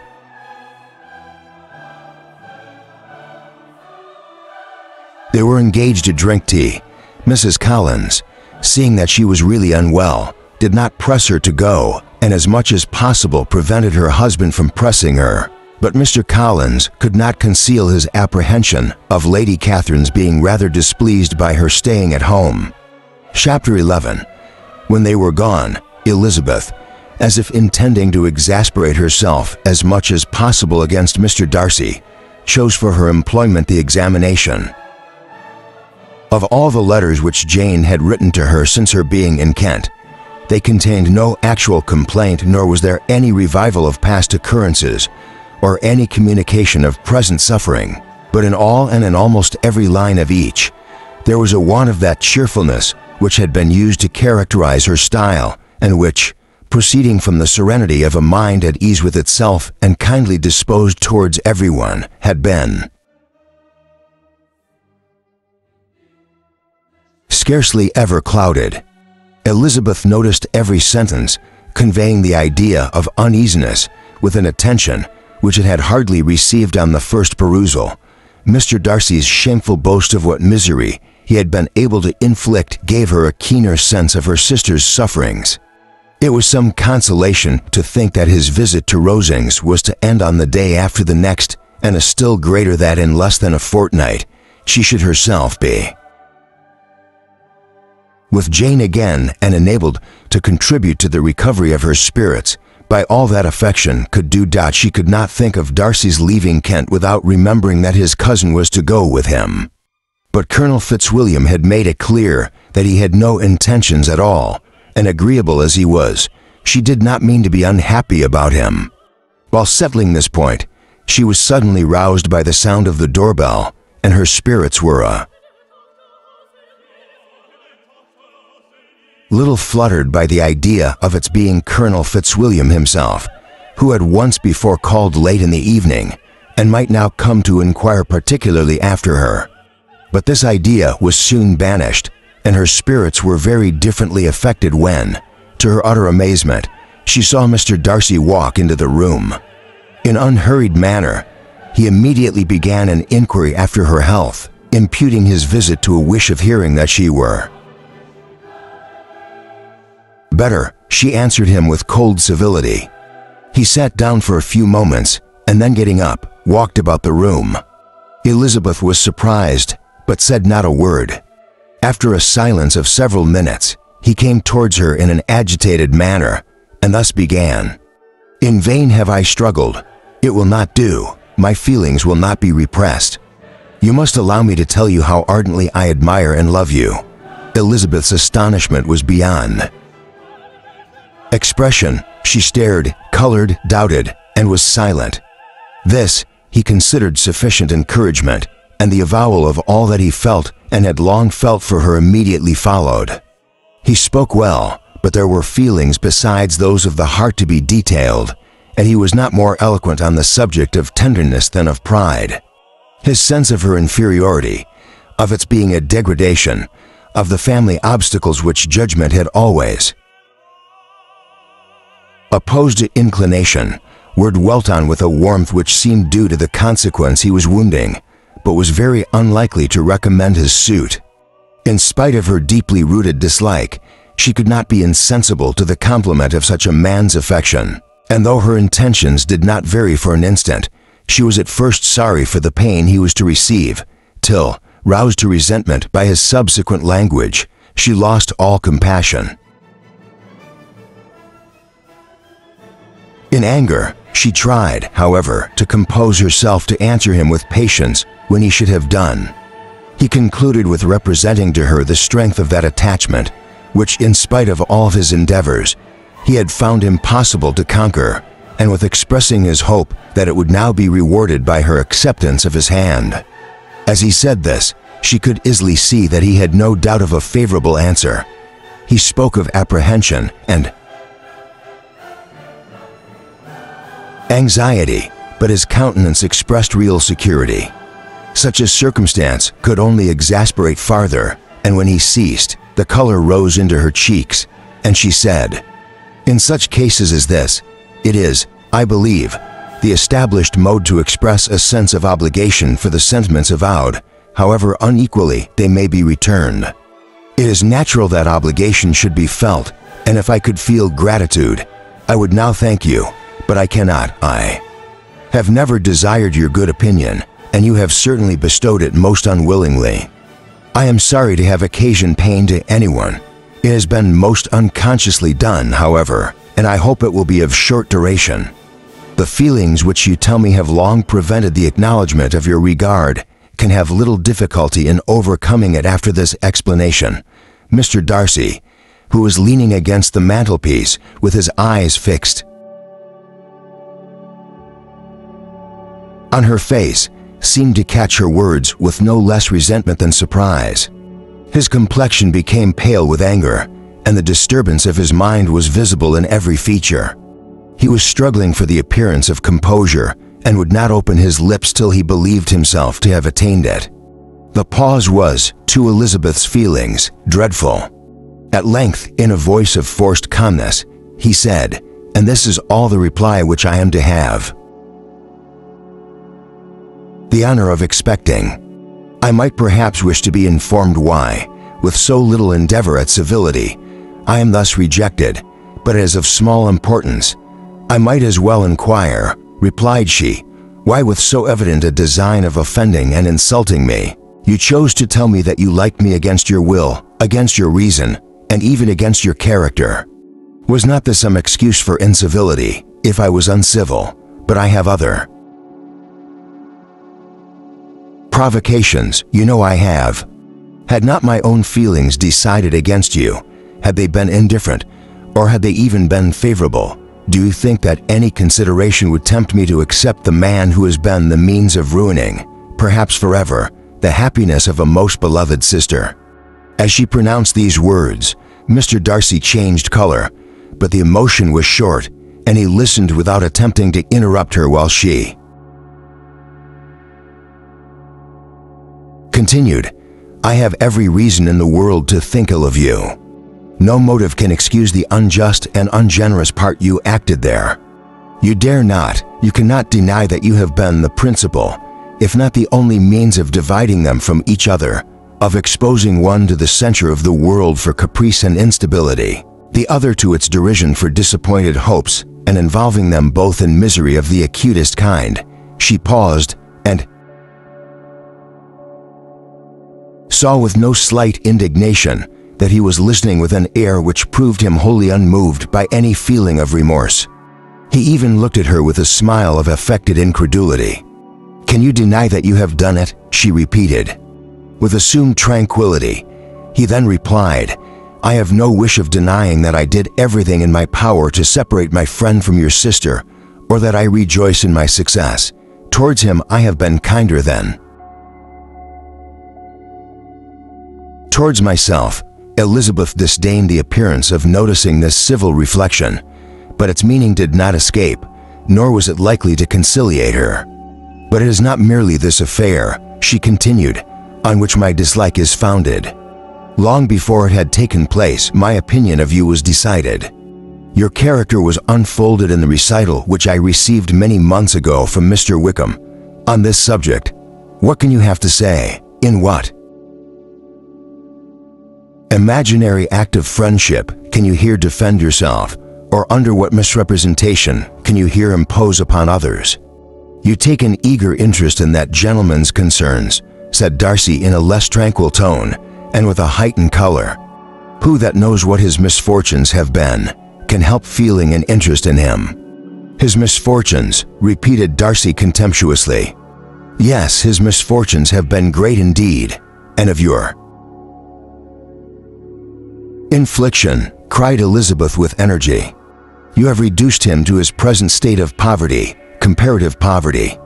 You have withheld the advantages which you must know to have been designed for him. You have deprived the best years of his life of that independence, which was no less his due than his desert. You have done all this, and yet you can treat the mention of his misfortunes with contempt and ridicule. And this," cried Darcy as he walked with quick steps across the room, "is your opinion of me. This is the estimation in which you hold me. I thank you for explaining it so fully. My faults, according to this calculation, are heavy indeed. But perhaps," added he, stopping in his walk and turning towards her, "but these offenses might have been overlooked had not your pride been hurt by my honest confession of the scruples that had long prevented my forming any serious design. These bitter accusations might have been suppressed had I, with greater policy, concealed my struggles and flattered you into the belief of my being impelled by unqualified, unalloyed inclination, by reason, by reflection, by everything, but disguise of every sort is my abhorrence. Nor am I ashamed of the feelings I related. They were natural and just. Could you expect me to rejoice in the inferiority of your connections, to congratulate myself on the hope of relations whose condition in life is so decidedly beneath my own?" Elizabeth felt herself growing more angry every moment, yet she tried to the utmost to speak with composure when she said, "You are mistaken, Mr. Darcy. If you suppose that the mode of your declaration affected me in any other way, then as it spared me the concern which I might have felt in refusing you had you behaved in a more gentlemanlike manner." She saw him start at this, but he said nothing, and she continued, "You could not have made me the offer of your hand in any possible way that would have tempted me to accept it." Again, his astonishment was obvious, and he looked at her with an expression of mingled incredulity and mortification. She went on, "From the very beginning, from the first moment, I may almost say, of my acquaintance with you, your manners impressing me with the fullest belief of your arrogance, your conceit, and your selfish disdain of the feelings of others were such as to form that groundwork of disapprobation on which succeeding events have built so immovable a dislike. And I had not known you a month before I felt that you were the last man in the world whom I could ever be prevailed on to marry. You have said quite enough, madam. I perfectly comprehend your feelings, and have now only to be ashamed of what my own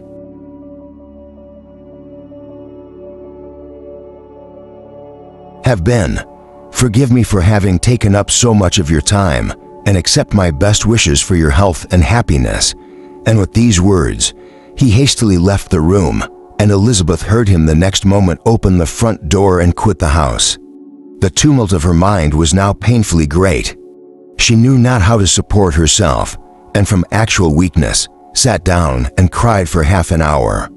Her astonishment, as she reflected on what had passed, was increased by every review of it. That she should receive an offer of marriage from Mr. Darcy, that he should have been in love with her for so many months, so much in love as to wish to marry her in spite of all the objections which had made him prevent his friends marrying her sister, and which must appear at least with equal force in his own case, was almost incredible. It was gratifying to have inspired unconsciously so strong an affection, but his pride, his abominable pride, his shameless avowal of what he had done with respect to Jane, his unpardonable assurance in acknowledging, though he could not justify it, and the unfeeling manner in which he had mentioned Mr. Wickham, his cruelty towards whom he had not attempted to deny, soon overcame the pity which the consideration of his attachment had for a moment excited. She continued in very agitating reflections till the sound of Lady Catherine's carriage made her feel how unequal she was to encounter Charlotte's observation, and hurried her away to her room. Chapter 12. Elizabeth awoke the next morning to the same thoughts and meditations which had at length closed her eyes. She could not yet recover from the surprise of what had happened. It was impossible to think of anything else, and totally indisposed for employment, she resolved soon after breakfast to indulge herself in air and exercise. She was proceeding directly to her favorite walk when the recollection of Mr. Darcy sometimes coming there stopped her, and instead of entering the park, she turned up the lane which led her father from the turnpike road. The park paling was still the boundary on one side, and she soon passed one of the gates into the ground. After walking 2 or 3 times along that part of the lane, she was tempted by the pleasantness of the morning to stop at the gates and look into the park. The 5 weeks which she had now passed in Kent had made a great difference in the country, and every day was adding to the verdure of the early trees. She was on the point of continuing her walk when she caught a glimpse of a gentleman within the sort of grove which edged the park. He was moving that way, and fearful of its being Mr. Darcy, she was directly retreating, but the person who advanced was now near enough to see her, and, stepping forward with eagerness, pronounced her name. She had turned away, but on hearing herself called, though in a voice which proved it to be Mr. Darcy, she moved again towards the gate. He had by that time reached it also, and holding out a letter, which she instinctively took, said with a look of haughty composure, "I have been walking in the grove some time in the hope of meeting you. Will you do me the honor of reading that letter?" And then, with a slight bow, turned again into the plantation and was soon out of sight. With no expectation of pleasure, but with the strongest curiosity, Elizabeth opened the letter, and to her still increasing wonder, perceived an envelope containing 2 sheets of letter paper, written quite through in a very close hand. The envelope itself was likewise full. Pursuing her way along the lane, she then began it. It was dated from Rosings at 8 o'clock in the morning, and was as follows: "Be not alarmed, madam, on receiving this letter, by the apprehension of its containing any repetition of those sentiments or renewal of those offers which were last night so disgusting to you. I write without any intention of paining you or humbling myself by dwelling on wishes which, for the happiness of both, cannot be too soon forgotten, and the effort which the formation and the perusal of this letter must occasion should have been spared had not my character required it to be written and read. You must, therefore, pardon the freedom with which I demand your attention.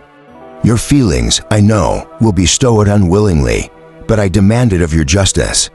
Two offenses, of a very different nature, and by no means of equal magnitude, you last night laid to my charge. The first mentioned was that, regardless of the sentiments of either, I had detached Mr. Bingley from your sister, and the other, that I had, in defiance of various claims, in defiance of honor and humanity, ruined the immediate prosperity and blasted the prospects of Mr. Wickham, willfully and wantonly to have thrown off the companion of my youth, the acknowledged favorite of my father, a young man who had scarcely any other dependence than on our patronage and who had been brought up to expect its exertion, would be a depravity to which the separation of two young persons whose affection could be the growth of only a few weeks could bear no comparison. But from the severity of that blame, which was last night so liberally bestowed respecting each circumstance, I shall hope to be in future secured when the following account of my actions and their motives has been read, if in the explanation of them, which is due to myself, I am under the necessity of relating feelings which may be offensive to yours, I can only say that I am sorry. The necessity must be obeyed, and farther apology would be absurd. I had not been long in Herefordshire before I saw, in common with others, that Bingley preferred your eldest sister to any other young woman in the country. But it was not till the evening of the dance at Netherfield that I had any apprehension of his feeling a serious attachment. I had often seen him in love before. At that ball, while I had the honor of dancing with you, I was first made acquainted by Sir William Lucas' accidental information that Bingley's attentions to your sister had given rise to a general expectation of their marriage. He spoke of it as a certain event, of which the time alone could be undecided. From that moment, I observed my friend's behavior attentively, and I could then perceive that his partiality for Miss Bennet was beyond what I had ever witnessed in him. Your sister, I also watched. Her look and manners were open, cheerful, and engaging as ever, but without any symptom of peculiar regard. And I remained convinced from the evening's scrutiny that, though she received his attentions with pleasure, she did not invite them by any participation of sentiment. If you have not been mistaken here, I must have been in an error. Your superior knowledge of your sister must make the latter probable. If it be so, if I have been misled by such error to inflict pain on her, your resentment has not been unreasonable. But I shall not scruple to assert that the serenity of your sister's countenance and air was such as might have given the most acute observer a conviction that, however amiable her temper, her heart was not likely to be easily touched. That I was desirous of believing her indifferent is certain, but I will venture to say that my investigations and decisions are not usually influenced by my hopes or fears. I did not believe her to be indifferent because I wished it. I believed it on impartial conviction, as truly as I wished it in reason. My objections to the marriage were not merely those which I last night acknowledged to have required the utmost force of passion to put aside in my own case. The want of connection could not be so great an evil to my friend as to me. But there were other causes of repugnance, causes which, though still existing, and existing to an equal degree in both instances, I had myself endeavored to forget, because they were not immediately before me.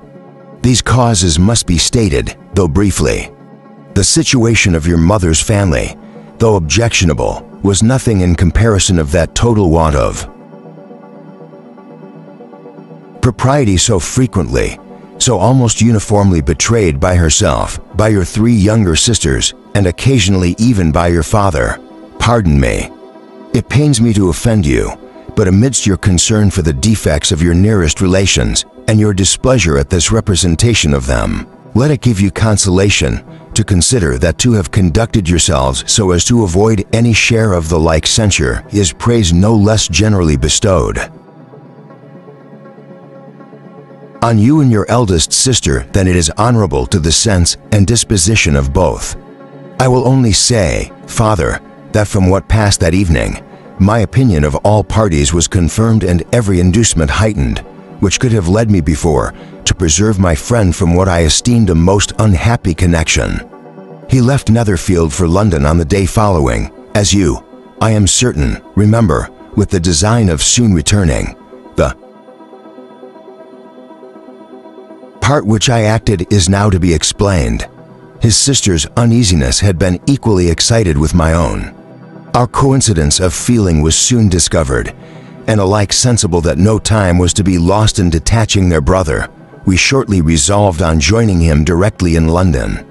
We accordingly went, and there I readily engaged in the office of pointing out to my friend the certain evils of such a choice. I described and enforced them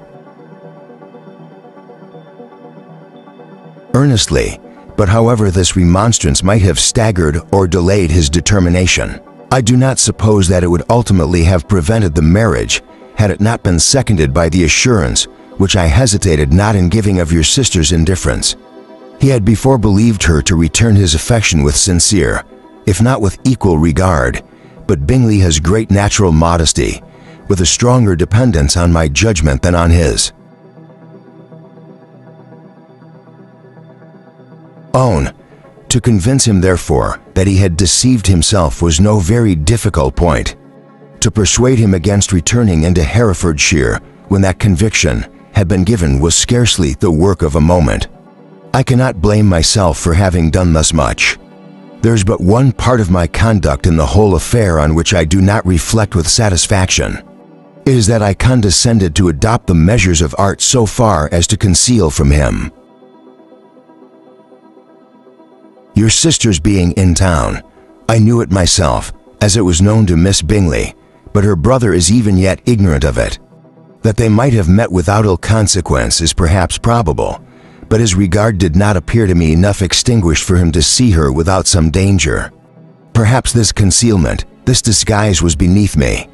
It is done, however, and it was done for the best. On this subject, I have nothing more to say, no other apology to offer.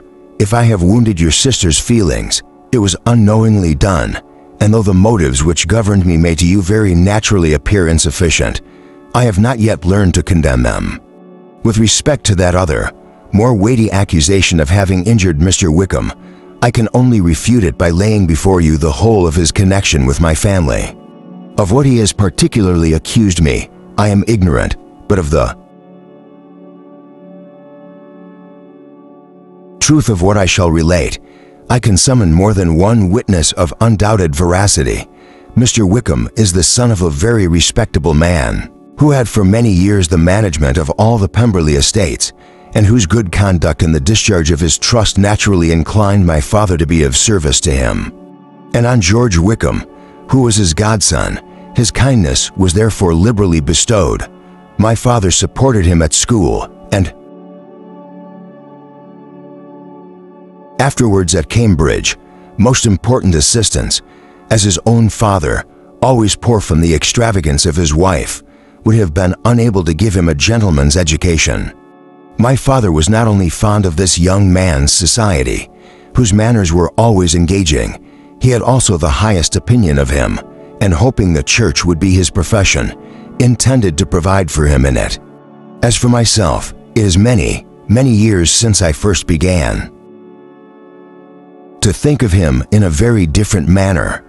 The vicious propensities, the want of principle which he was careful to guard from the knowledge of his best friend, could not escape the observation of a young man of nearly the same age with himself, and who had opportunities of seeing him in unguarded moments, which Mr. Darcy could not have. Here again, I shall give you pain, to what degree, you only can tell. But whatever may be the sentiments which Mr. Wickham has created, a suspicion of their nature shall not prevent me from unfolding his real character. It adds even another motive. My excellent father died about 5 years ago, and his attachment to Mr. Wickham was, to the last, so steady that in his will, He particularly recommended it to me to promote his advancement in the best manner that his profession might allow, and, if he took orders, desired that a valuable family living might be his as soon as it became vacant. There was also a legacy of £1,000. His own father did not long survive mine, and within half a year from these events, Mr. Wickham wrote to inform me that having finally resolved against taking orders, he hoped I should not think it unreasonable for him to expect some more immediate pecuniary advantage in lieu of the preferment by which he could not be benefited. He had some intention, he added, of studying the law, and I must be aware that the interest of £1,000 would be a very insufficient support therein. I rather wished than believed him to be sincere, but at any rate was perfectly ready to accede to his proposal. I knew that Mr. Wickham ought not to be a clergyman. The business was therefore soon settled. He resigned all claim to assistance in the church, were it possible that he could ever be in a situation to receive it, and accepted in return £3,000. All connection between us seemed now dissolved. I thought too ill of him to invite him to Pemberley or admit his society in town. In town, I believe he chiefly lived, but his studying the law was a mere pretense, and being now free from all restraint, his life was a life of idleness and dissipation. For about 3 years, I heard little of him, but on the decease of the incumbent of the living which had been designed for him, he applied to me again by letter for the presentation. His circumstances, he assured me, and I had no difficulty in believing it, were exceedingly bad. He had found the law a most unprofitable study, and was now absolutely resolved on being ordained if I would present him to the living in question, of which he trusted there could be little doubt, as he was well assured that I had no other person to provide for, and I could not have forgotten my revered father's intentions. You will hardly blame me for refusing to comply with his entreaty, or for resisting every repetition of it. His resentment was in proportion to the distress of his circumstances, and he was doubtless as violent in his abuse of me to others as in his reproaches to myself. After this period, every appearance of acquaintance was dropped. How he lived, I know not, but last summer he was again most painfully obtruded on my notice. I must now mention a circumstance which I would wish to forget myself, and which no obligation less than the present should induce me to unfold to any human being. Having said thus much, I feel no doubt of your secrecy. My sister, who is more than 10 years my junior, was left with the guardianship of my mother's nephew, Colonel Fitzwilliam, and myself. About a year ago, she was taken from school, and an establishment formed for her in London, and last summer she went with the lady who presided over it to Ramsgate, and thither also went Mr. Wickham, undoubtedly by design, for there proved to have been a prior acquaintance between him and Mrs. Yonge, in whose character we were most unhappily deceived, and by her connivance and aid, he so far recommended himself to Georgiana, whose affectionate heart retained a strong impression of his kindness to her as a child, that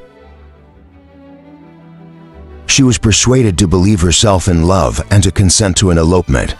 She was then but 15, which must be her excuse, and after stating her imprudence, I am happy to add that I owed the knowledge of it to herself. I joined them unexpectedly a day or two before the intended elopement, and then Georgiana, unable to support the idea of grieving and offending a brother whom she almost looked up to as a father, acknowledged the whole to me. You may imagine what I felt and how I acted. Regard for my sister's credit and feelings prevented any public exposure, but I wrote to Mr. Wickham, who left the place immediately, and Mrs. Yonge was, of course, removed from her charge. Mr. Wickham's chief object was unquestionably my sister's fortune, which is £30,000, but I cannot help supposing that the hope of revenging himself on me was a strong inducement. His revenge would have been complete indeed. This, madam, is a faithful narrative of every event in which we have been concerned together, and if you do not absolutely reject it as false, you will, I hope, acquit me henceforth of cruelty towards Mr. Wickham. I know not in what manner, under what form of falsehood he has imposed on you, but his success is not perhaps to be wondered at, ignorant as you previously were of everything concerning either. Detection could not be in. Your power and suspicion certainly not in your inclination. You may possibly wonder why all this was not told you last night, but I was not then master enough of myself to know what could or ought to be revealed. For the truth of everything here related, I can appeal more particularly to the testimony of Colonel Fitzwilliam, who from our near relationship and constant intimacy, and still more as one of the executors of my father's will, has been unavoidably acquainted with every particular of these transactions. If your abhorrence of me should make my assertions valueless, you cannot be prevented by the same cause from confiding in my cousin, and that there may be the possibility of consulting him. I shall endeavor to find some opportunity of putting this letter in your hands in the course of the morning. I will only add, God bless you, Fitzwilliam Darcy. Chapter 13. If Elizabeth, when Mr. Darcy gave her the letter, did not expect it to contain a renewal of his offers. She had formed no expectation at all of its contents, but such as they were, it may be well supposed how eagerly she went through them and what a contrariety of emotion they excited. Her feelings as she read were scarcely to be defined. With amazement did she first understand that he believed any apology to be in his power, and steadfastly was she persuaded that he could have no explanation to give which a just sense of shame would not conceal. With a strong prejudice against everything he might say, she began his account of what had happened at Netherfield. She read with an eagerness which hardly left her power of comprehension, and from impatience of knowing what the next sentence might bring, was incapable of attending to the sense of the one before her eyes. His belief of her sister's insensibility she instantly resolved to be false, and his account of the real, the worst objections to the match, made her too angry to have any wish of doing him justice. He expressed no regret for what he had done, which satisfied her. His style was not penitent, but haughty. It was all pride and insolence. But when this subject was succeeded by his account of Mr. Wickham, when she read with somewhat clearer attention a relation of events which, if true, must overthrow every cherished opinion of his worth, and which bore so alarming an affinity to his own history of himself, her feelings were yet more acutely painful and more difficult of definition. Astonishment, apprehension, and even horror oppressed her. She wished to discredit it entirely, repeatedly exclaiming, "This must be false, this cannot be. This must be the grossest falsehood." And when she had gone through the whole letter, though scarcely knowing anything of the last page or two, put it hastily away, protesting that she would not regard it, that she would never look in it again. In this perturbed state of mind, with thoughts that could rest on nothing, she walked on. But it would not do. In half a minute, the letter was unfolded again, and collecting herself as well as she could, she again began the mortifying perusal of all that related to Wickham, and commanded herself so far as to examine the meaning of every sentence. The account of his connection with the Pemberley family was exactly what he had related himself, and the kindness of the late Mr. Darcy, though she had not before known its extent, agreed equally well with his own words. So far, each recital confirmed the other, but when she came to the will, the difference was great. What Wickham had said of the living was fresh in her memory, and as she recalled his very words, it was impossible not to feel that there was gross duplicity on one side or the other, and for a few moments she flattered herself that her wishes did not err. But when she read and reread with the closest attention the particulars immediately following of Wickham's resigning all pretensions to the living, of his receiving in lieu so considerable a sum as £3,000, again was she forced to hesitate. She put down the letter, weighed every circumstance with what she meant to be impartiality, deliberated on the probability of each statement, but with little success. On both sides, it was only assertion. Again, she read on. But every line proved more clearly that the affair which she had believed it impossible that any contrivance could so represent as to render Mr. Darcy's conduct in it less than infamous, was capable of a turn which must make him entirely blameless. Throughout the whole, the extravagance and general profligacy, which he scrupled not to lay to Mr. Wickham's charge, exceedingly shocked her, the more so as she could bring no proof of its injustice. She had never heard of him before his entrance into the Shire militia, in which he had engaged at the persuasion of the young man, who, on meeting him accidentally in town, had there renewed a slight acquaintance. Of his former way of life, nothing had been known in Herefordshire but what he told himself. As to his real character, had information been in her power, she had never felt a wish of inquiring. His countenance, voice, and manner had established him at once in the possession of every virtue. She tried to recollect some instance of goodness, some distinguished trait of integrity or benevolence that might rescue him from the attacks of Mr. Darcy, or at least by the predominance of virtue, atone for those casual errors under which she would endeavor to class what Mr. Darcy had described as the idleness and vice of many years' continuance.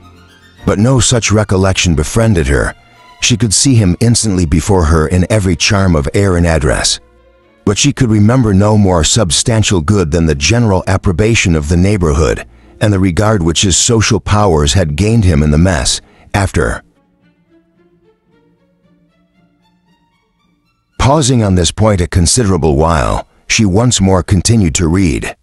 But alas, the story which followed of his designs on Miss Darcy received some confirmation from what had passed between Colonel Fitzwilliam and herself only the morning before, and at last she was referred for the truth of every particular to Colonel Fitzwilliam himself, from whom she had previously received the information of his near concern in all his cousins. Affairs and whose character she had no reason to question. At one time, she had almost resolved on applying to him, but the idea was checked by the awkwardness of the application, and at length, wholly banished by the conviction that Mr. Darcy would never have hazarded such a proposal if he had not been well assured of his cousin's corroboration. She perfectly remembered everything that had passed in conversation between Wickham and herself in their first evening at Mr. Phillip's. Many of his expressions were still fresh in her memory. She was now struck with the impropriety of such communications to a stranger and wondered it had escaped her before. She saw the indelicacy of putting himself forward as he had done and the inconsistency of his professions with his conduct. She remembered that he had boasted of having no fear of seeing Mr. Darcy, that Mr. Darcy might leave the country, but that he should stand his ground. Yet he had avoided the Netherfield ball the very next week.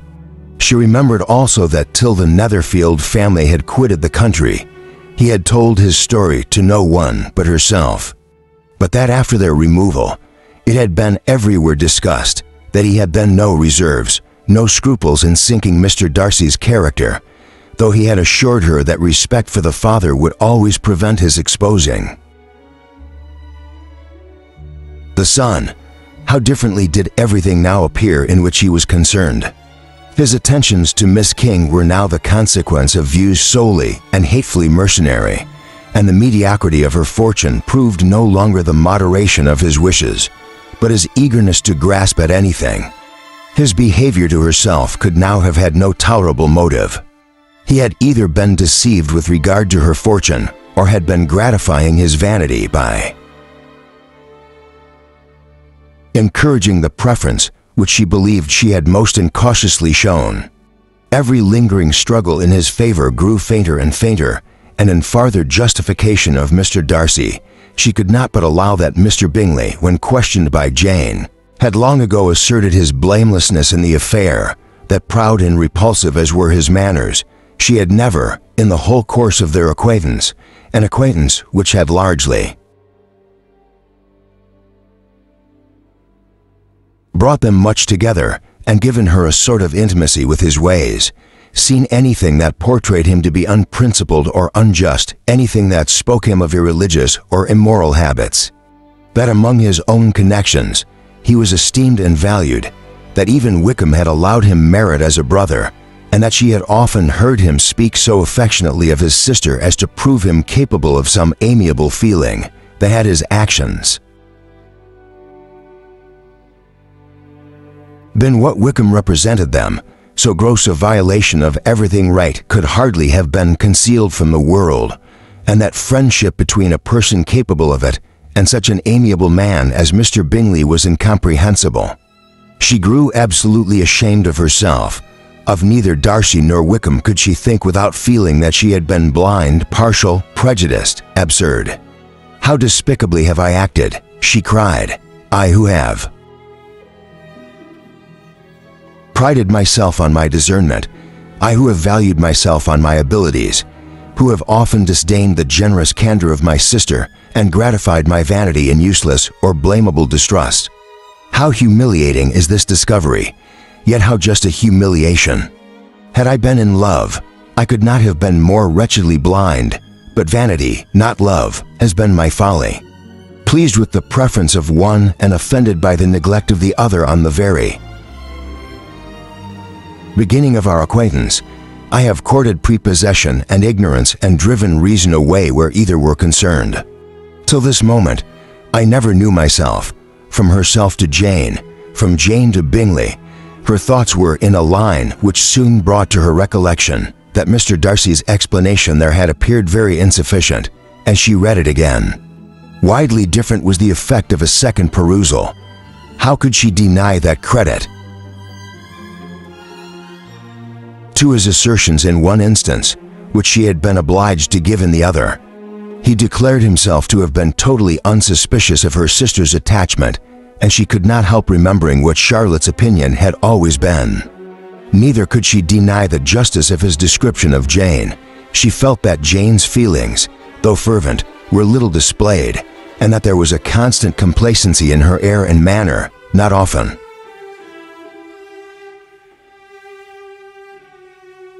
united with great sensibility. When she came to that part of the letter in which her family were mentioned in terms of such mortifying yet merited reproach, her sense of shame was severe.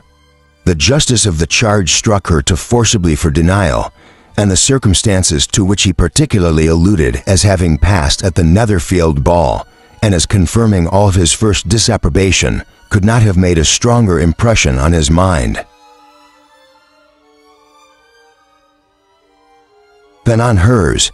The compliment to herself and her sister was not unfelt. It soothed, but it could not console her for the contempt which had been thus self-attracted by the rest of her family. And as she considered that Jane's disappointment had in fact been the work of her nearest relations, and reflected how materially the credit of both must be hurt by such impropriety of conduct, she felt depressed beyond anything she had ever known before. After wandering along the lane for 2 hours, giving way to every variety of thought, reconsidering events, determining probabilities, and reconciling herself as well as she could to a change so sudden and so important, fatigue and a recollection of her long absence made her at length return home, and she entered the house with the wish of appearing cheerful as usual and the resolution of repressing such reflections as must make her unfit for conversation.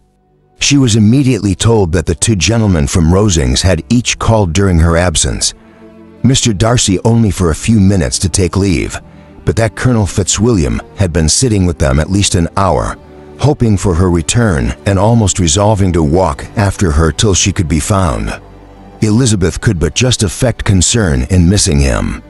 She really rejoiced at it. Colonel Fitzwilliam was no longer an object. She could think only of her letter,